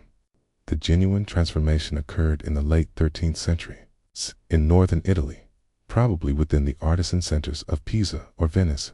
Here, artisans started creating the initial wearable eyeglasses, transforming magnifying lenses from fixed instruments into portable and life-changing items.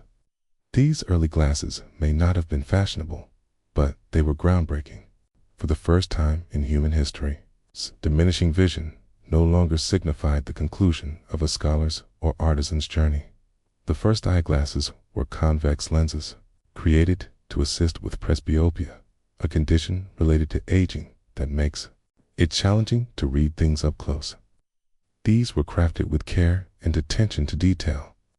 Every pair was meticulously crafted by talented glass artisans and set in elegant frames made from wood, bone, leather, or metal. No temples existed. These lenses rested gently on the nose or were carefully pinched together, occasionally supported by hand. The first documented mention dates back to 1306, when a Dominican friar named Giordano da Pisa notably informed his congregation that it had been less than 20 years since the invention of eyeglasses, enabling people to read and engage in intricate tasks. The invention dates back to approximately the 1280s. Venetian glassmakers, renowned for their exquisite craftsmanship, significantly contributed to the art. Their work in Murano, an island dedicated to glassmaking, led to clearer, more uniform lenses. Before long, eyeglasses emerged as an essential yet understated aid for monks, copyists, and aging scholars. These early spectacles lacked personalization. No eye exams were conducted. Customers experimented with different lenses to determine which one provided the greatest benefit. The understanding of nearsightedness, or myopia, was still developing, meaning that lenses designed for distance vision wouldn't emerge for several more centuries. The cultural impact was truly significant. In a culture that cherished reading, education, and spiritual study, eyeglasses provided seniors with a renewed sense of vitality. Monks were able to keep transcribing texts. Medical professionals had the ability to interpret anatomical diagrams. Artists might continue to create elaborate details in their paintings. Growing older no longer signified a decline into irrelevance. The innovation quickly gained traction throughout Europe, particularly among the clergy and the intellectual elite. Glasses were costly, and many people struggled with reading, which restricted their usage. However, news of their effectiveness spread rapidly. By the early 14th century, spectacles had made their way to Germany, France, and England. A straightforward device featuring two lenses within a frame transforms the trajectory of human efficiency. For the first time, vision loss became a new beginning. It was an issue with a resolution. As the 14th and 15th centuries progressed, eyeglasses transitioned from the confines of monasteries to the vibrant hands of Europe's expanding middle class. The creation of spectacles came about alongside the growth of literacy, commerce, and city living, and with it, eyeglasses transformed from rare scholarly instruments to common commercial items, available, portable, and more practical than ever. The growth of towns and guilds led to an increase in literacy, with merchants, artisans, and bureaucrats all gaining the ability to read. Examining contracts, ledgers, and inventories demands sharp close-up vision. Presbyopia, the most prevalent vision concern tackled by glasses, has not kept older professionals on the sidelines any longer. In a realm fueled by words and numbers, eyeglasses emerged as a quiet ally in the growth of the economy. Into 15th century eyeglasses began to be offered by peddlers, apothecaries, and street vendors. These were basic designs, straightforward convex lenses affixed in wire or horn frames, secured by pinching the nose or tying cords around the head. They may not have been cozy, but they got the job done. For many, it was the first time their surroundings became vividly clear after years of uncertainty. In 1450, Johannes Gutenberg's printing press transformed the landscape entirely in an instant. The production of books surged, first reaching hundreds and eventually soaring into the thousands. As printed material spread across Europe, the need for eyeglasses increased significantly. As literacy rates gradually increased, so did the demand for vision correction. Glasses transformed into something beyond just a tool for learning. They transformed into essential instruments for the emerging era of information. The production of eyeglasses started to focus on specific areas of expertise. By the late 15th century, spectacle makers in Nuremberg, Germany, established one of the earliest specialized guilds. Venice and Florence emerged as hubs for lens production, merging improvements in glass clarity with skilled craftsmanship in frame making. The early opticians didn't perform my exams, yet they created a variety of lenses with different strengths. Shoppers would effortlessly test lenses at market stalls to discover the perfect fit for their preferences. The influence of glasses on how people are perceived socially started to change as well. Initially, glasses represented wisdom and maturity. Renaissance paintings frequently showcased saints, scholars, or apostles wearing eyeglasses, symbolizing wisdom and a deep spiritual concentration. However, as the middle class adopted them, cases transformed into a symbol of education, professionalism, and business acumen. K glasses had transformed from rare oddities into everyday essentials.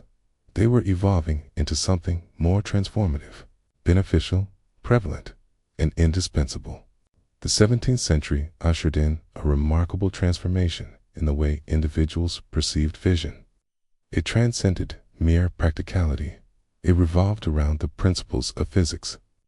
This era was marked by the brilliance of Galileo, Kepler, and Newton, individuals who not only looked to the heavens, but also unraveled the mysteries of light and lenses. Their findings transformed astronomy and optics, elevating eyeglasses from a simple craft to a sophisticated scientific tool. In 1604, Johannes Kepler's publication, Ad Vitalianum Paralipomana, established the groundwork for contemporary optics. He was the pioneer in clarifying how convex and concave lenses improve vision, distinguishing between myopia or nearsightedness and hyperopia or farsightedness. For the first time, eyeglass lenses could be comprehended through accurate light, refraction, moving beyond mere trial and error at the same time. Galileo crafted the first effective telescope by utilizing enhanced lenses. Similar techniques were utilized by others for microscopes.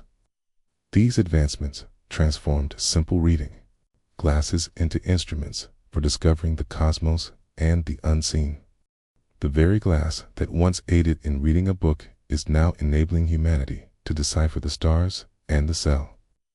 This fresh perspective on optics had a significant impact on the craft of eyeglass makers. Its understanding of focal lengths and lens curvature advanced. Opticians started creating more accurate corrective lenses. The field began to gain a more formal structure. In London, Paris, and Amsterdam, spectacle makers started to identify as opticians, a designation grounded in scientific principles rather than mere commerce. Eyeglass frames experienced gentle enhancements, although many remained cumbersome and uncomfortable. A few started to feature leather nose pads, riveted hinges, or short handles called temples, marking initial efforts to stabilize glasses more effectively. China, eyeglasses featuring looped silk cords secured around the ears were already in use. Europeans gradually embraced similar innovations. A significant advancement occurred as concave lenses for nearsightedness gained popularity. In the past, glasses primarily assisted those with farsightedness, but as our knowledge of vision issues expanded, so did the variety of corrective solutions available. For the first time, a young person with nearsightedness could wear glasses to see clearly at a distance, broadening the appeal of spectacles beyond just the elderly and academic types. As the 1600s drew to a close, eyeglasses embarked on a transformative journey. They were not merely practical, Todd. They represented a profound understanding of enlightened thought, rooted in the quest for knowledge and influenced by growing understanding. Eyeglasses represented a blend of practicality and exploration. From this point forward, enhancing vision will rely on scientific methods rather than mere luck. By the 18th century, eyeglasses were not just easier to obtain, they were also beginning to be seen as a stylish accessory. Once limited to the study of academics or the kits of craftsmen, glasses made their entrance into social gatherings, royal courts, and coffee shops. The Enlightenment, highlighting the importance of reason and sophistication, ushered in an era where intellect became fashionable. Along with the instruments that represented it, the evolution of frame design saw significant advancements. The clumsy, uncomfortable devices of the past are now a thing of the past. In their stead emerged temple spectacles, glasses featuring arms that extended over the ears. Much like the ones we use today, created in the 1720s, these arms significantly enhanced the stability and comfort of glasses, making them ideal for daily wear. They were occasionally hinged, at times crafted from flexible wire, and frequently adorned with silk or ribbon for added elegance. Materials varied. Frames were beautifully made from tortoiseshell, horn, silver, and even gold. The privileged few could order personalized eyewear featuring unique engravings or embellishments. Although functionality was still crucial, aesthetics were rapidly gaining ground. Influential personalities played a significant role in making glasses a common and accepted accessory. Benjamin Franklin, arguably the most renowned man with glasses of his time, not only donned them but also transformed their design. In the 1780s, he created bifocals by cutting two distinct lenses in half and merging them into a single frame, eliminating the need to alternate between reading and distance. Glasses.id was a thoughtful advancement that continues to resonate over time. Simultaneously, portable eyewear gained popularity. The quizzing glass, a solitary magnifying lens with a handle, emerged as a stylish accessory favored by the elite, particularly in Britain and France. Individuals would don them on a chain around their necks, utilizing them at social events, not primarily for vision correction, but rather to convey a sense of wit, affluence, or intrigue. Next appeared the lorgnette, a stylish pair of spectacles with a handle, favored by the elite women of society. It could be gracefully opened and positioned for reading or enjoying opera performances. For many, it wasn't solely about clarity of vision. It was also about visibility. In the 18th century, eyeglasses emerged as symbols of elegance, intelligence, and a hint of romance. Once viewed as a symbol of aging or weakness, glasses have now become a stylish accessory. They now shaped more than vision. They shaped essence. The 19th century made eyewear accessible to everyone. The Industrial Revolution brought about not only steam engines and factories, but also a complete change in the production, sale, and use of eyeglasses.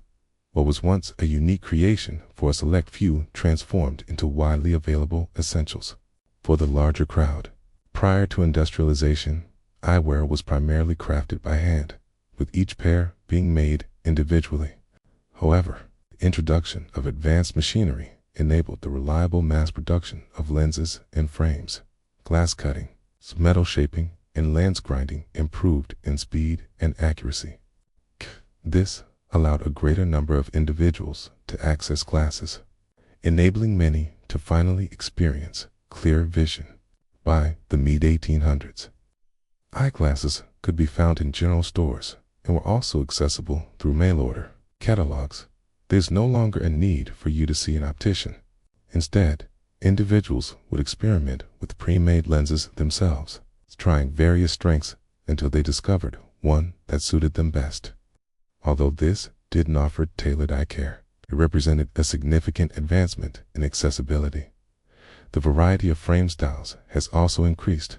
Steel, nickel, and celluloid, and early plastic emerged as favored materials, taking the place of pricier horn or tortoiseshell. The classic pince-nez, a nose-clamping style without temples, is popular among both intellectuals and stylish gentlemen. In the meantime, round, wire-rimmed glasses, popularized by iconic figures such as Gandhi and John Lennon, emerged as a go-to accessory for both professionals and students. Children's eyewear has made its debut in the market, with the expansion of public education and the rise in literacy.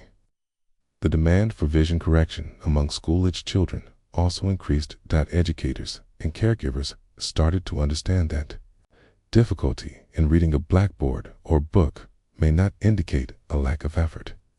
It could simply indicate a case of nearsightedness. The comprehension of the eye in the medical field has also progressed. The field of ophthalmology was established, leading to the standardization of eye examinations.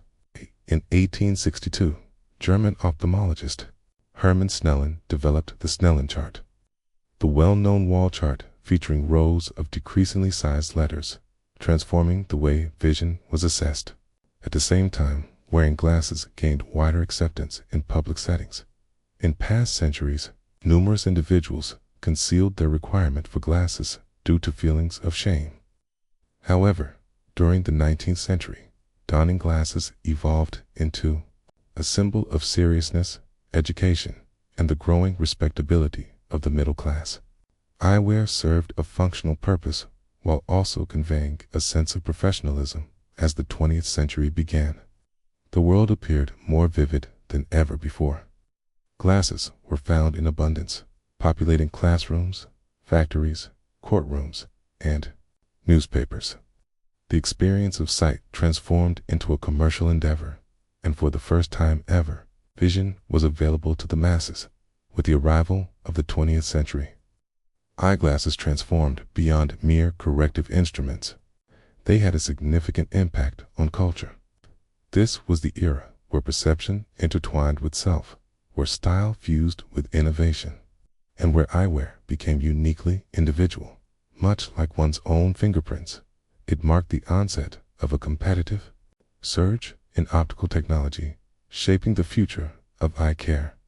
During the early 1900s, wire-rimmed glasses were favored, particularly among intellectuals and professionals. However, the evolution of mass production brought forth a variety of new styles, shapes, and materials.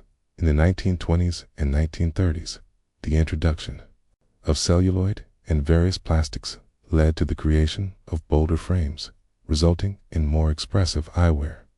Bold black rims came to symbolize self-assurance and power. Eyeglasses became a source of confidence and comfort. They were a true display of excellence. Hollywood had a significant impact. Its performers, such as Harold Lloyd, known for his round, horn-rimmed glasses, incorporated eyewear into his iconic style. In later years, icons such as Marilyn Monroe, James Dean, and Audrey Hepburn donned glasses, both in films and in their personal lives, showcasing styles that highlighted their unique characters rather than any limitations. Throughout World War II, advancements surged forward.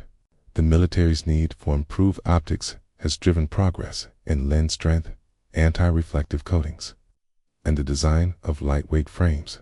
The military also provided standardized eyewear, known as GI glasses, or, less kindly, birth control glasses, for soldiers. While they may not have been the most appealing, they certainly offered durability and ease of access. In 1958, significant advancement took place with the creation of plastic lenses. More comfortable and secure than glass, they completely transformed the experience. The advancement of photochromic lenses that adjust to sunlight, glasses have become increasingly adaptable for daily use. Then came the introduction of contact lenses. While they were created before a teen, was during the 1950s and 60s that soft contacts, teen, truly became a practical option for consumers. All of a sudden, individuals found themselves with options. Consider wearing glasses, or perhaps not. In the meantime, fashion thrived. The 1960s showcased cat-eye frames and vibrant, mod-inspired hues. The 70s introduced large aviator sunglasses. The 80s embraced vibrant, daring expressions. Consider Run DMC alongside Wall Street leaders. By the 90s, minimalist designs made a comeback, with rimless and wireframe styles dominating both boardrooms and universities. Eyeglasses transformed into more than mere aids for vision. Kana, they were assertions of governance, of wisdom, of defiance, of fashion, regardless of whether you were a beat poet in Greenwich Village or a coder in Silicon Valley. Your glasses conveyed a message about your identity. The 20th century not only improved vision, but also transformed its perspective. The 21st century ushered in a new era for eyeglasses, transforming them for the digital age.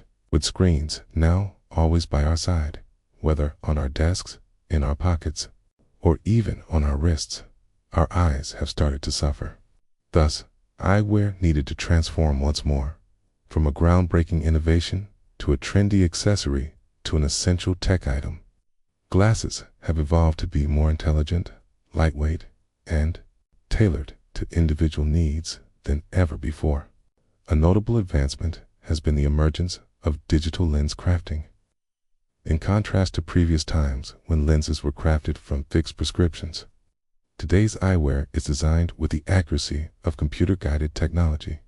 This enables personalized lenses designed specifically for your unique eye measurements, head tilt, reading distance, and additional factors. Progressive lenses provide a smooth transition between near, middle, and far vision, significantly enhancing comfort by removing the dizzying distortions found in earlier versions. It's yet another breakthrough. Technology that blocks blue light, with individuals dedicating 8, 10, or even 12 hours daily to screen time. Instances of digital eye strain have surged dramatically. Dry eyes, headaches, and blurred vision became a routine part of life. Lens manufacturers reacted by creating coatings that block high-energy blue light, alleviating fatigue and enhancing rest for certain users. Regardless of the scientific consensus, interest has surged. Frame technology has made significant advancements. Ultralight materials such as titanium, memory, metal, and carbon fiber enhance the durability and comfort of glasses. Some frames are now incredibly slim and weightless, making it easy for wearers to forget they're even there. Some incorporate adaptable hinges, allergy-friendly coatings, and customizable designs for a tailored experience. Next, smart glasses arrived. Although initial efforts, such as Google Glass, faced challenges and mixed reactions, the idea of augmented eyewear continues to persist. Contemporary iterations now feature audio functions, camera integration, fitness monitoring, and even heads-up displays. Companies are persistently enhancing the harmony between practicality and aesthetics, aiming to transform smart glasses into a staple accessory for daily life. The eyewear retail landscape has evolved as well. Digital services now allow individuals to upload a selfie, experiment with frames virtually, and obtain prescription lenses without stepping foot in a store. The widespread availability of stylish eyewear has transformed glasses into a thriving online market, while also making a significant impact on fashion trends, from trendy round frames to elegant minimalism to nostalgic revivals. Eyewear today reflects personal identity like never before. In today's digital world, glasses do more than enhance your vision. They also filter, safeguard, compute, and showcase your unique identity. As we look ahead to the future of eyeglasses, the boundaries between technology, biology, and fashion increasingly intertwine.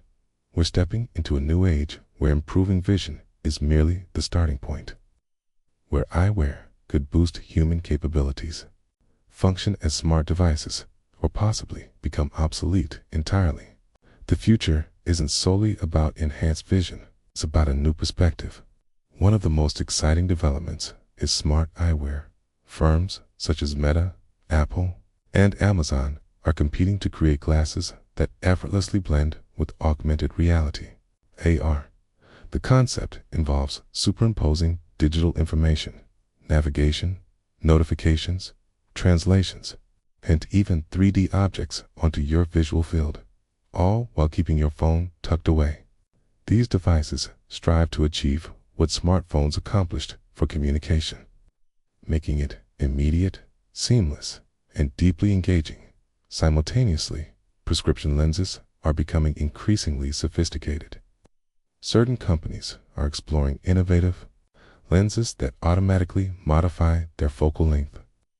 Say goodbye to bifocals and the hassle of switching glasses.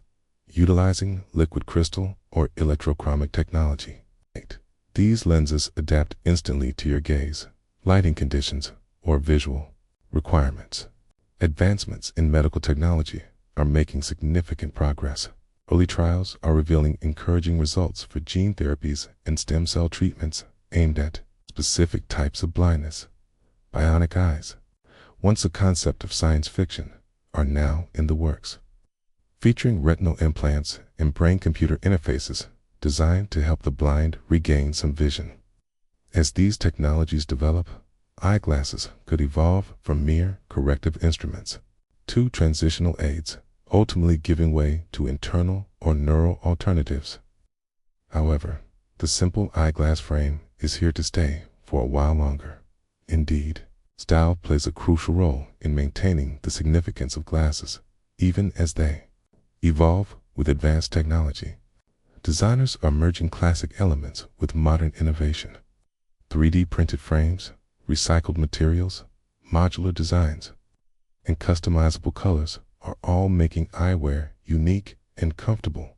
At the same time, virtual reality headsets are evolving from their once bulky and cumbersome designs into sleek, goggle-like devices, utilizing advanced optical science to deliver truly immersive experiences. These, in a way, carry on the legacy of the lens.